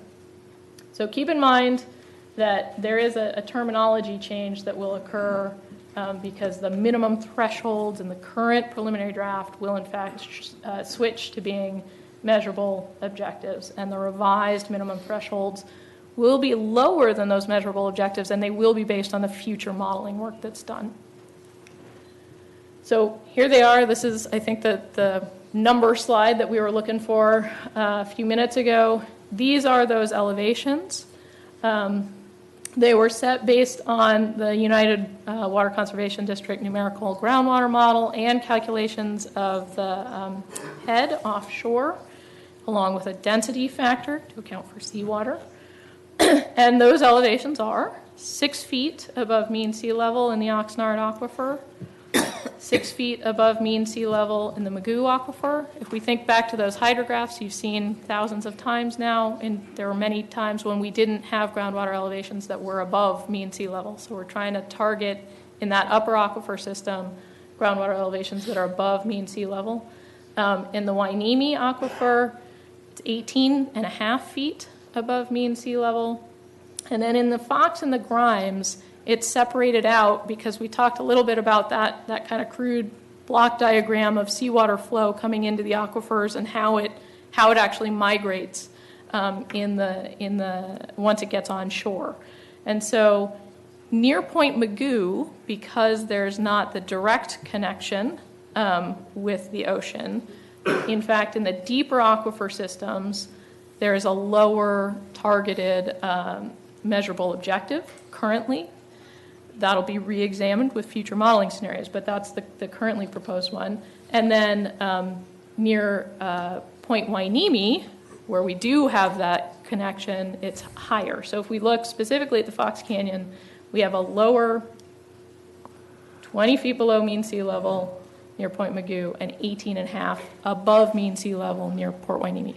I heard your explanation earlier. It depends on, with the connection to the aquifer, the rock outcroppings, let it in easier if you've got the sediment. I still would like to have 5 minutes, not now, but sometime with a little more explanation so I can understand why being 20 feet below sea level still is okay. Okay? So Sure, somebody could do that at some point. absolutely. Thank you. And in the Grimes Canyon Aquifer, we've got, again, 20 feet below mean sea level in the vicinity of Point Magoo. The water levels, and this will change. So the water levels to prevent subsidence and chronic lowering of groundwater levels are actually lower than those to prevent seawater intrusion. So because we can't actually have that occur without the unified future modeling, right, those are going to be revised once we get those modeling results.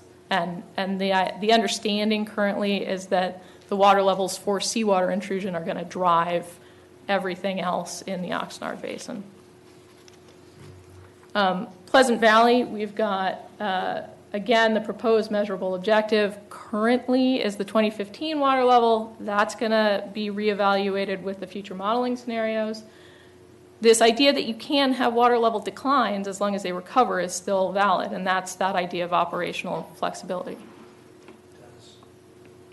In PV here, we talk about as long as they can recover during non-drought periods. With diversions from Friedman, do they affect PV's ability to recover?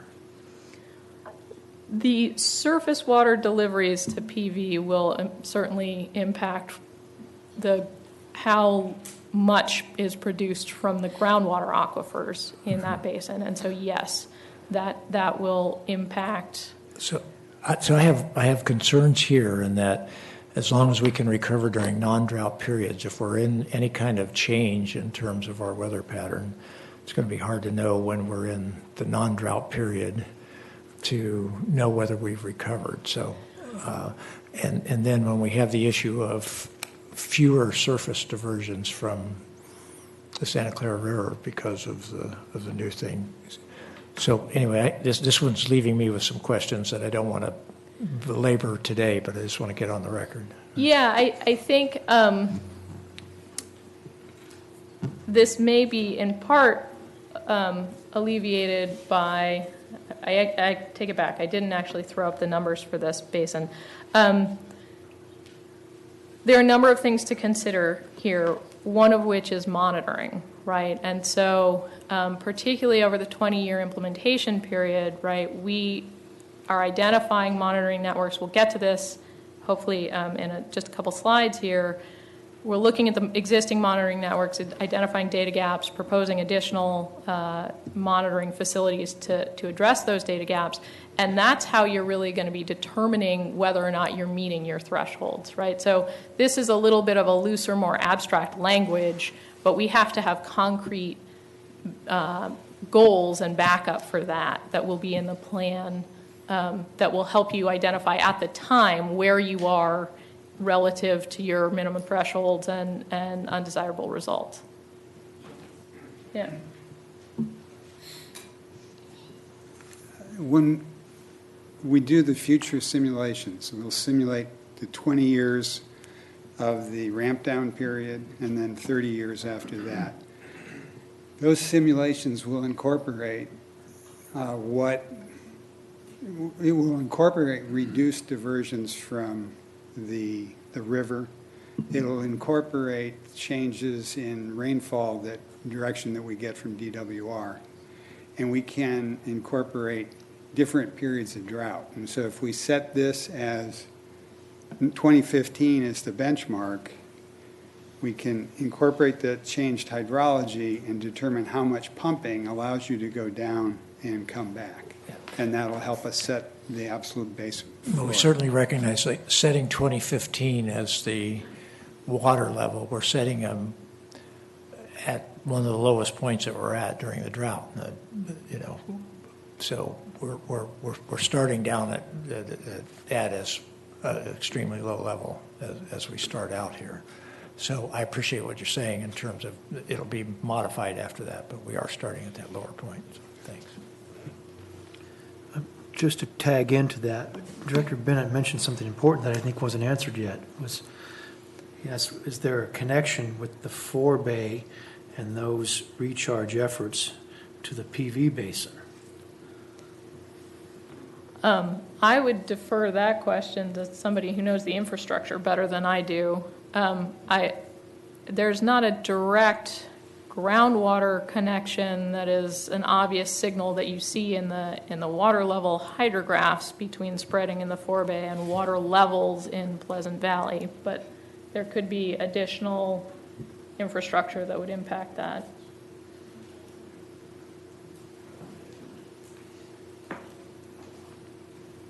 Yeah, generally the PVP pipeline hasn't been used, my understanding, for the last few years because there's not been any spreading. So there is a connection between how much water is available and how much United can deliver into the Pleasant Valley area. I understand that indirect connection, but It's been a question, I think, often here that is in fact PV influenced by United's recharging efforts or not? And that would be an important thing to distinguish upon in terms of the management of that PV basin. I understand there's some connections about, if things happen in PV that can affect things in Oxnard and vice versa. If you're allowed to spread in the forebear, you increase the head, which does help all of the aquifer in PV and lower part of Oxnard. So yeah, there is a connection. Okay. Help, but you didn't say directly affect, so I'm curious. It's just been a question of mine for a long time. There are enough, there are other influences in PV that make it hard to see that directly, the water that's coming in from West Las Posas. United's numerical model, East Las Posas, sorry, East Las Posas. Right. United's model incorporates West Las Posas, Oxnard Plain, and PV, so it's all one continuous Fox Canyon aquifer. And so the modeling will evaluate that. And the modeling also includes, they are in the process of coordinating with Callegas to have the same amount of water coming from East Las Posas in. So it's hard, it's not as clear as when you see it in Oxnard because of these other influences, but the model, I suppose you could use the model to tease it out. You could remove any spreading and see what the effect is. I mean, remove any water coming in from East Las Posas and see it. Well, that was clear. Well, thanks for trying. I realize it's hard. But, I think the answer is it's not clear. Yeah, right. But to the fact that if United is able to divert less water and they don't have water to deliver to PV through the pipeline, that certainly is a diversion that's affecting water levels in PV. Yes. Right? Okay, so there's enough of a connection to pay attention to how much United can divert. Yes. When we looked at proposing minimum thresholds in Pleasant Valley, we did a historical drought analysis, and again, so this is what's in the preliminary draft GSP. But I would caution moving forward, these have to incorporate the future modeling scenarios, right? And there's been a lot of discussion about this with the technical advisory group, and so these are what's currently in there. It will certainly be re-examined with the future scenarios. They have to consider impacts to adjacent basins. Currently, there's no minimum threshold, just like there's no measurable objective for water quality. No direct threshold for seawater intrusion is in the preliminary draft. It will get incorporated as we use the future modeling scenarios. So I think Director Bennett is looking at me quizzically, potentially because it doesn't match that table. But this is what's in the preliminary draft. We recognize that this needs to be altered moving forward into additional drafts. Bottom line, our deepest level aquifer here, this would suggest, if you go with this, it doesn't match up. There's no thresholds here with this. Right. So eventually, it's just the coordination agreements will have to do that. Right? The coordination agreement and eventually the future simulations that consider all of it as one. Thank you. No minimum thresholds were proposed for subsidence, and unless, again, we revisit this in the future, we have groundwater elevations that would decline. So there's sort of a clause in there that say it could be revisited in the future. And no minimum thresholds were set for surface water groundwater interaction in Pleasant Valley at this time. That's that data gap that we had there. In Las Posas, this is going to look very similar to Pleasant Valley, so I'm going to rush through this a little bit. Again, currently proposed measurable objective is 2015. It really needs to consider that future modeling work that's done, be revisited. at least in West Las Posas. East Las Posas, we'll look at the modeling that's being done by the Calleguas Municipal Water District for that part of the basin and incorporate that as needed. Declines in the water level are acceptable as DWR allowed for in that operational flexibility, but you have to have recovery.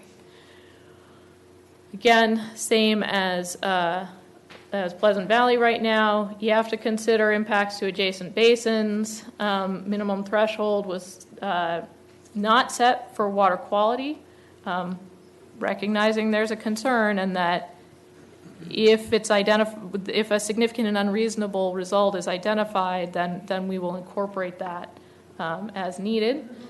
No minimum threshold set for seawater intrusion. In East Las Posas, there will not be a minimum threshold set for seawater intrusion. In West Las Posas, there will be, based on that modeling. No minimum threshold for subsidence unless we have water level declines. And over an extended period of time, they're lower than the historical lows. And then minimum thresholds for surface water and groundwater interaction. Actually, in this case, I take that back. That's an error on this slide. There are thresholds currently set for that.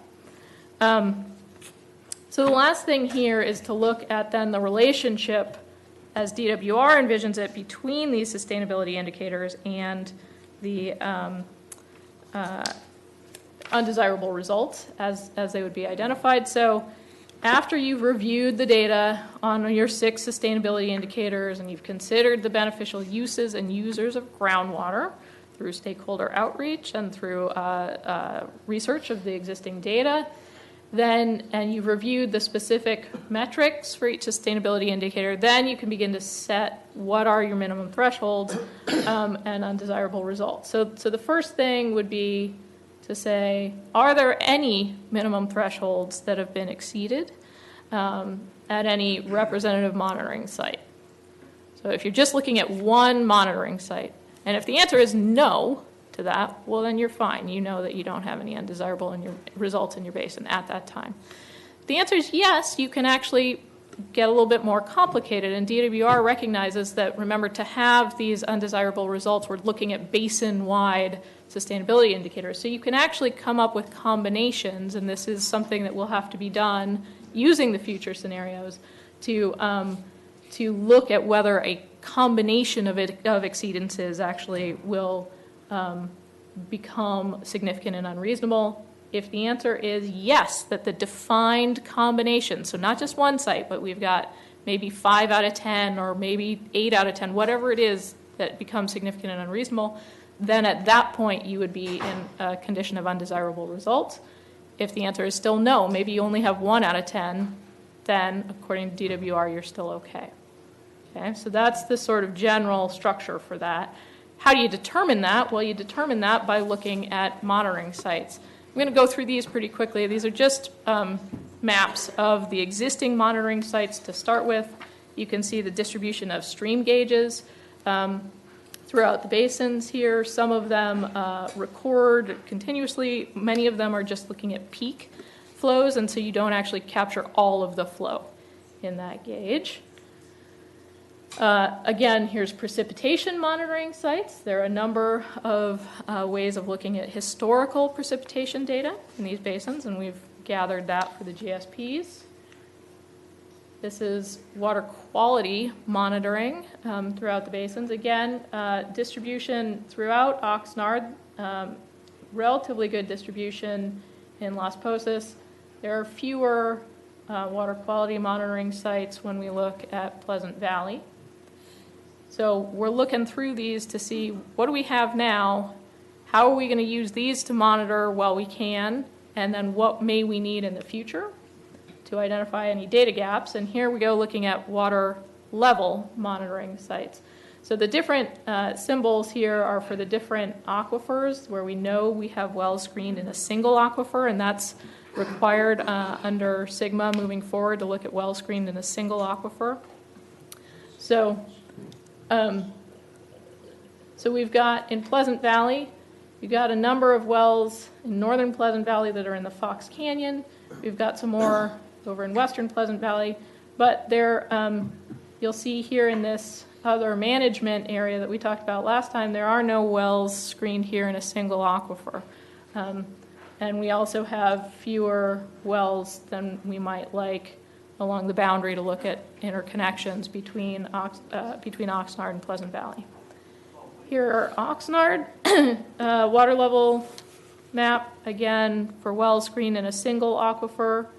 Fairly good coverage on that, but when we went through and did a data gap analysis, we looked at where we needed additional wells that would have screens in multiple aquifers. So even though you've got overall good spatial coverage, sometimes we didn't have enough data from one or two aquifers in a certain area.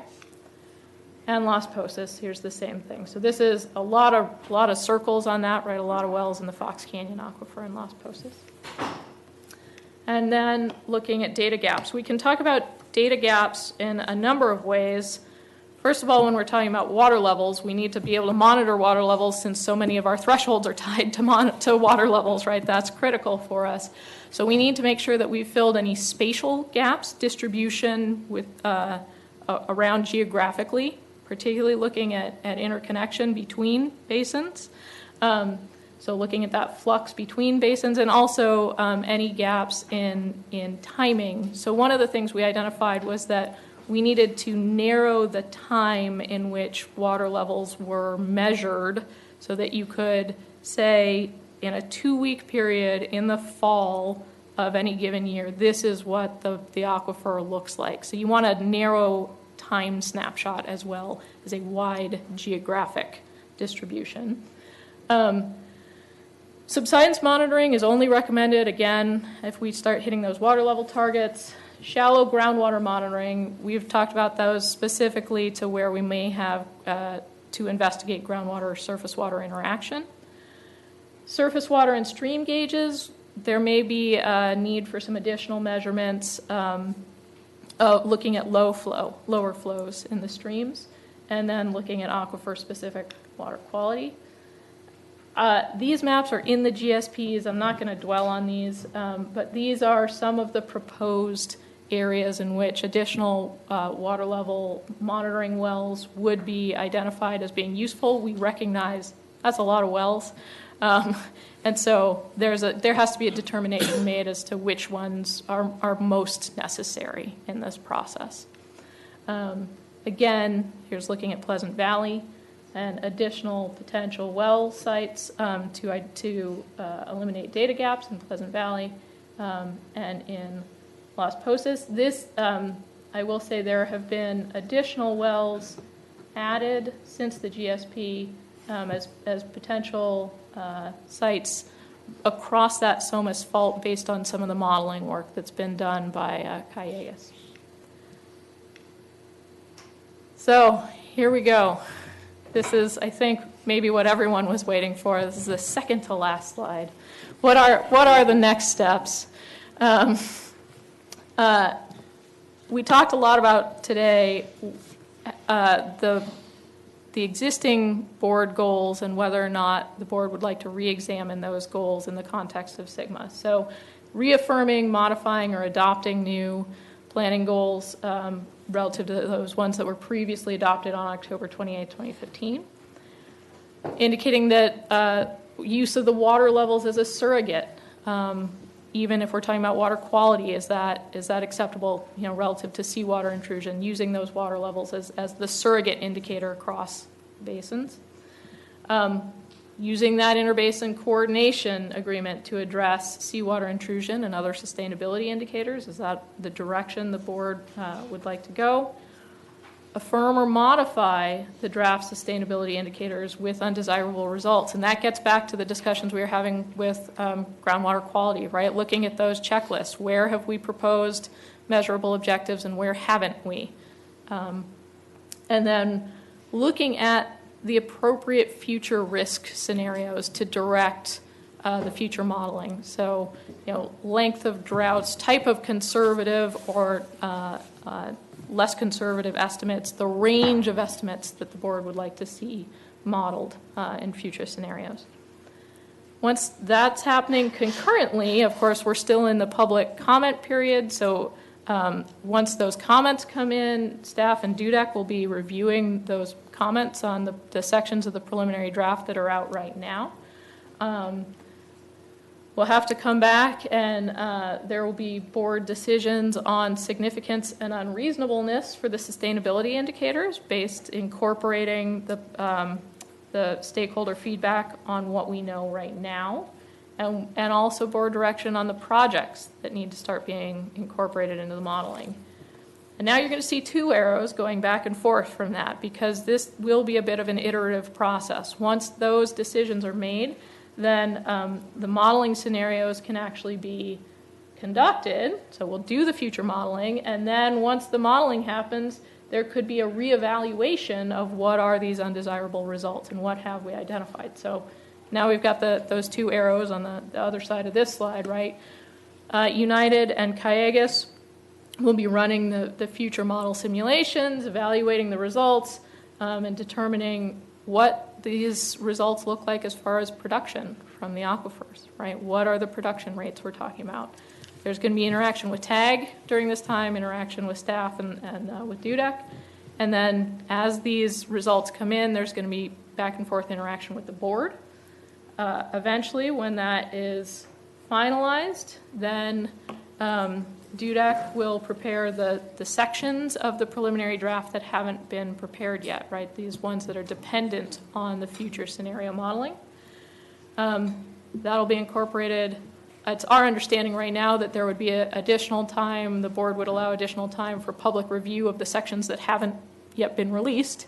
That would occur, and then DUDEC would be preparing a final GSP for board consideration and adoption. And that is now the last slide.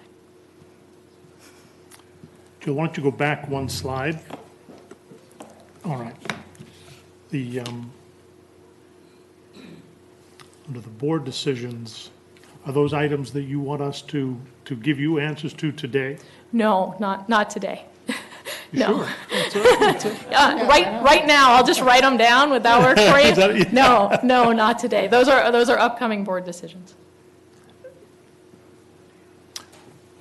I understand that it's going to take a matter of months before the modeling is available for you to run the various future scenarios. Do we have a plan or a timeline for when the board's going to address the various sustainability indicators or revisit the October 2015 criteria?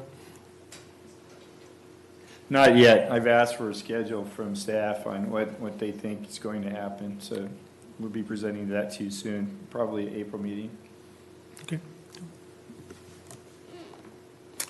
Questions or comments from the board? Thank you so much. You've been sitting there for hours. You ought to be doing. That's quite all right. Thank you for the comments. That's very helpful for us.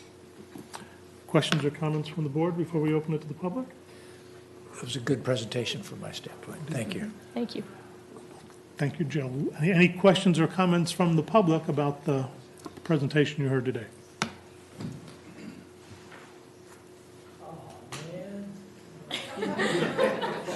I got it. Jürgen Gramko, I have to keep up my reputation, I guess. You had a slide, Jill, on seawater intrusion that showed that in years where there was a lot of recharge in the forebay, that the seawater intrusion was forced south.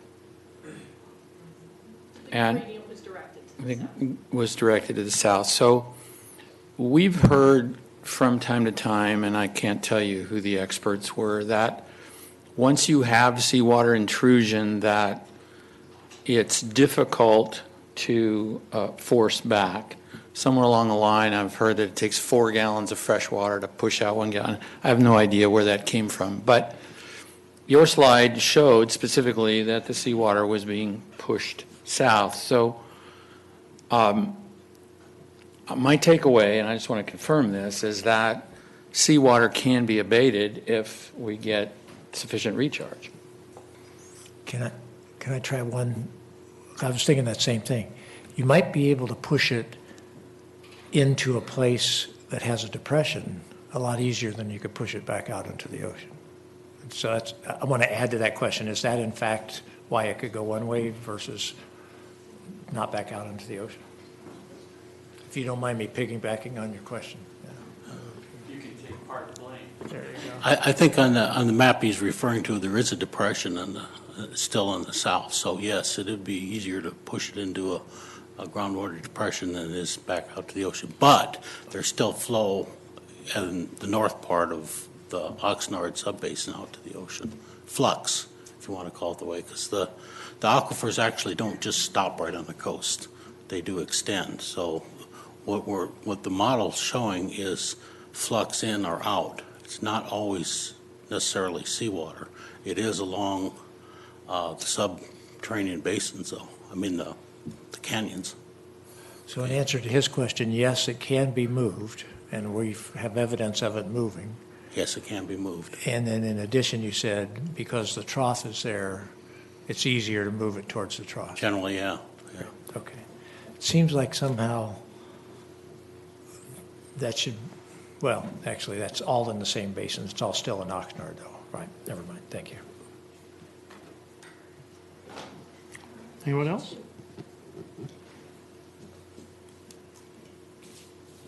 He's not the only one with reputation.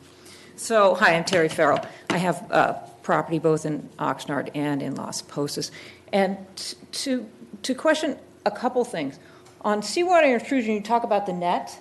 Are you talking about it's at this line right here, line in the sand, it's not supposed to move anymore in, or it's not supposed to stay in? Can it, because you mentioned the word flux, can it flux back and forth? Okay, and then what's the measurable objective? If it can flux, do you set another line further in and say, but it never needs to get here? Is that, what is the measurable objective? Can you come to the microphone? I won't hog it, go ahead. The intent is to have the flux back and forth across that line net out. And if that, once that is stabilized, then the chloride concentrations that are already inland of that should not move farther inland. Okay. That's So the your intent. measurable objective is the chloride concentrations not moving beyond a line? The measurable objective is the water level elevation that produces no net flux, and then the corollary from that is that the chloride won't be moving farther inland. Okay. And also, because I own property in both basins, there was a measurable objective, or a whatever you want to call it, in West Las Posas related to seawater intrusion. In West Las Posas, I might tend to object with that to that for some, like, right.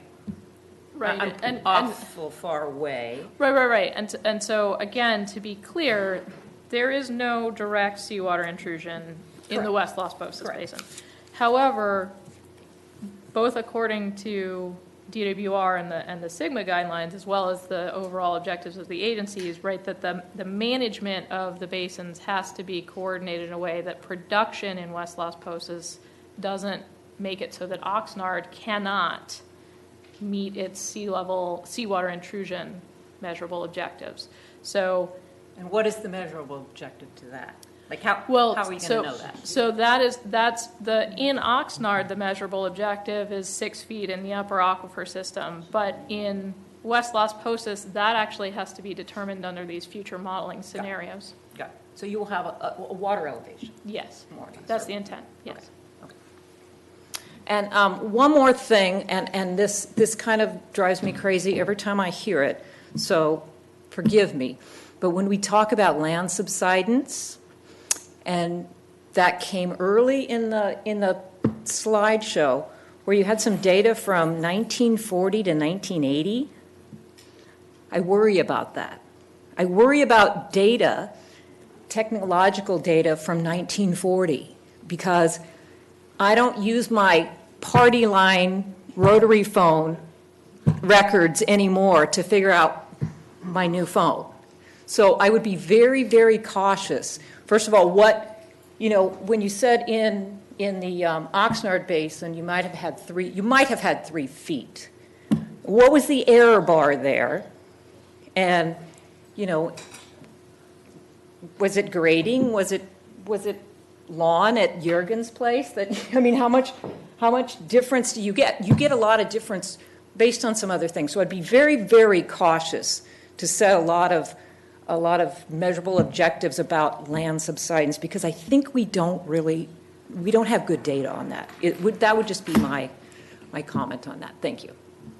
What I heard on about land subsidence and particular issues here is that it's not singularly activated or caused by water extractions, that we have oil production also, and that we have other factors that we have not yet been able to identify as to what is the cause of any subsidence that may or may not be happening. So if I could ask Dudek, we're not setting any measurable standards for subsidence because the data isn't showing us any significant problem. That's right. We're not setting any land elevation standards or anything. When we say that there are water level elevations that would also cover us on subsidence, that's looking at these historical groundwater elevations, but we're not setting specific subsidence thresholds. Thank you. Any other questions, comments? Terry? Good afternoon. My name is Terry Foreman. I'm a member of the Technical Advisory Group. And a lot of information presented here today on this specific topic relative to management criteria. I can just tell you that in the TAG, we've been having a lot of really good discussions the last couple of months about all this. And they really are good discussions. I think we're making really good progress about how to sort of relook at these management criteria.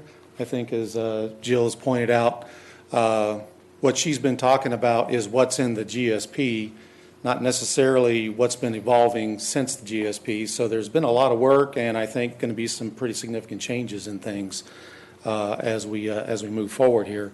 One of the big items that's missing in the GSP is Section 2425, which depends on which GSP you're looking at. That is the section that's the future conditions. And there's nothing in the GSP on the future conditions. And so from my perspective, it's even premature to talk about a lot of these management criteria, objectives, and thresholds until after we look at those future conditions so that stakeholders can have an understanding of what those future conditions might look like and what might be undesirable from a significant and unreasonable perspective. So that's going to, I think, provide the information for the stakeholders. But the other thing is it's been mentioned that, again, that the information is prepared at the time of the GSP, and it's based on modeling.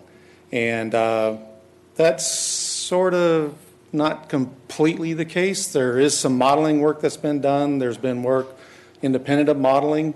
But I want to emphasize again that the modeling's not complete. TAG has not had an opportunity to review all the models. We just got the Cayugas model recently, and we've already provided some feedback. They're making some changes based on some TAG feedback.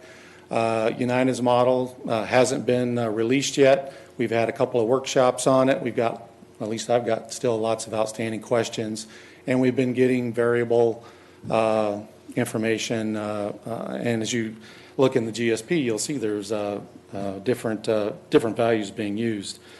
But one of the big concerns I have is the ability of the stakeholders to really evaluate the GSP and the foundation upon which we're going to be developing these GSP plans. And I just want to provide one example of the struggle that I suspect stakeholders are having. I'm kind of surprised that no one's really kind of been up here talking about this, but I'll just use one example. I literally have probably hundreds of comments on the GSP, so they'll be coming in later as I get through them all. But let's just take the Pleasant Valley Basin, for example. In Section 232, it describes a water balance and a change in storage in the Pleasant Valley Basin that is 129,428 acre feet of increased storage over the period 1985 to 2015. So water levels rose in the basin over that period, and storage increased nearly 130,000 acre feet. Now, that was given a haircut because the United's model has flow coming in from the East Las Posas Basin, and that was being still looked at. So they reduced it in the GSP to 49,000. So anyway, we've got a surplus of 49,000 to nearly 130,000 acre feet that's being discussed in section 232. So if I were interested in Pleasant Valley, I might stop reading there and say, okay, we're sustainable. We're basically in surplus over that period. But then I read on, and that was based on United's model. And then I read on, and at the end, basically table 2-9, which shows the water budget for the Pleasant Valley Basin, again, over that same period, 1985 to 2015. And that table actually says there's a deficit. So we go from a 50 to 130,000 acre foot a year surplus, or total surplus, not per year, but 50 to 130,000 acre foot surplus, to, on the other end, now a roughly 6 to 7,000 acre foot deficit. So now I've got completely different opinions in the same report. One says there's a pretty significant surplus. The other one says there's a slight deficit. You know, in rounding error, I'd probably say that basin looks like it's in balance. But then we go to the scenario F, which basically says we want to try to understand what is the potential balance of the basin in the context of Oxnard and Pleasant Valley. It basically says we need to reduce pumping by nearly half, from 18,000 down to 10,000. So I went from a balanced basin, and this again is just talking about that historical period. It's not talking about going forward. It says that that basin should have been pumped 7,000 to 8,000 acre feet less than what it was pumped. And it's like, this is a little bit confusing. And then it's like, well, we need to stop seawater intrusion. But then you look at that table 2-9 again, and from the United model results, it basically says there was outflow from Pleasant Valley to Oxnard net of something like 2,600 acre feet a year. So it's not like it's stealing water, if you want to think of it that way. From the Oxnard Basin, there's actually a net flow from Pleasant Valley to Oxnard. So how does it, scenario F, which was only one scenario, but again, that's the only one presented in this GSP plan, and that's the only one that stakeholders have to evaluate. But that gives them the impression that Pleasant Valley has been pumping 7,000 to 8,000 acre feet too much. I don't think we know that. I don't think we can conclude that yet. I think we need more analysis to assess whether or not that's the case. So, but that's all the stakeholders have to review. And so I think there's going to need to be more scenarios looked at to assess what is the right amount. And then ultimately, it's going to be a policy decision as to what is the amount that this board thinks is appropriate for Pleasant Valley to contribute to Oxnard, or Oxnard to contribute to Pleasant Valley. And I think this gets at your question earlier, Director Borchett, is what is the effect of spreading in Oxnard on Pleasant Valley? Well, it depends. It depends on how the basin is being managed, and it depends on the overall pumping. But you can see there's lots of questions, and so these future scenarios are really going to be key, I think, to getting at what is sustainability. A lot of these thresholds and so on will come out of that.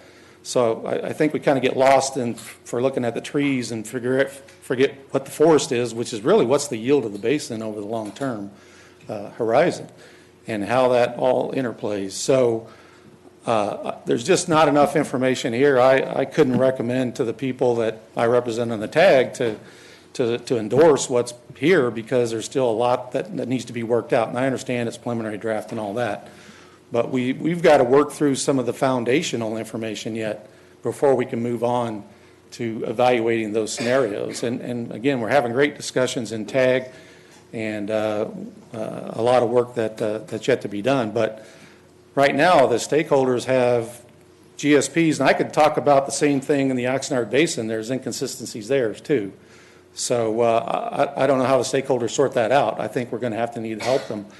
And I'm willing to meet with some to the extent I can and share some of this with them. But just take Pleasant Valley, it basically, the 85 to 2015 says it's in good shape. So how do we conclude we need to reduce the pumping by 7,000 to 8,000 acre feet? I can make arguments for and against that, but that's what the stakeholders have right now. And so, anyway. Thank you.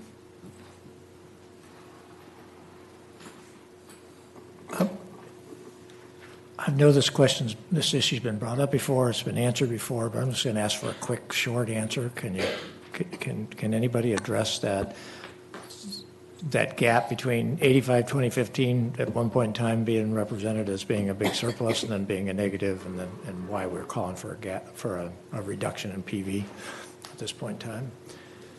Anybody want to try that? Yeah, some of the flow numbers from United are based on input values that they had from Las Posas coming into the model, which created flows out to Oxnard. Those are being revised. Okay. And they're being redone now. So okay. Those numbers will change. Okay.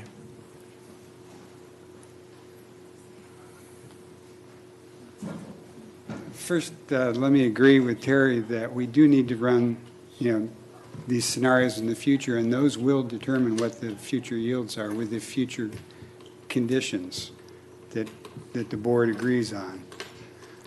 In terms of the Scenario F was an exercise to look at what a uniform reduction in pumping in every well what reduction would it take for there not to have been net seawater intrusion historically.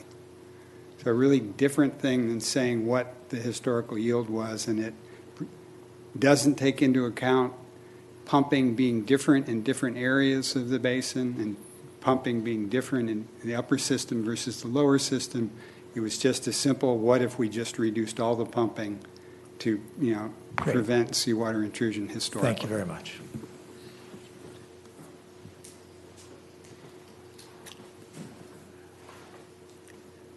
Although it is critical to fix those tables or make those tables agree. Because if we've got one table showing a huge surplus and another table showing a deficit, I don't know how this board makes a decision on what's appropriate going forward. I mean, I appreciate that those numbers are being revised. Just make sure that when they're revised, they're consistent. Any other questions or comments? Yeah, I'll make one comment, and that is, they don't have to be consistent if they represent different scenarios. But if it's the same scenario, then yes. But if they're saying, okay, let's just model what would happen if you did this, that, they don't have to be. And I don't want somebody to misrepresent that when we're using two different scenarios, we've got, So I agree. We need to be consistent with the same scenario. Right. Okay. Great. Any other questions or comments? Further comments from the board? We're adjourned. Thank you. Steve?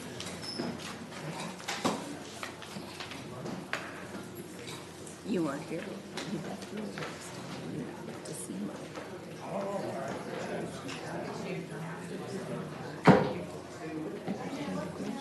Yeah, that's my son-in-law.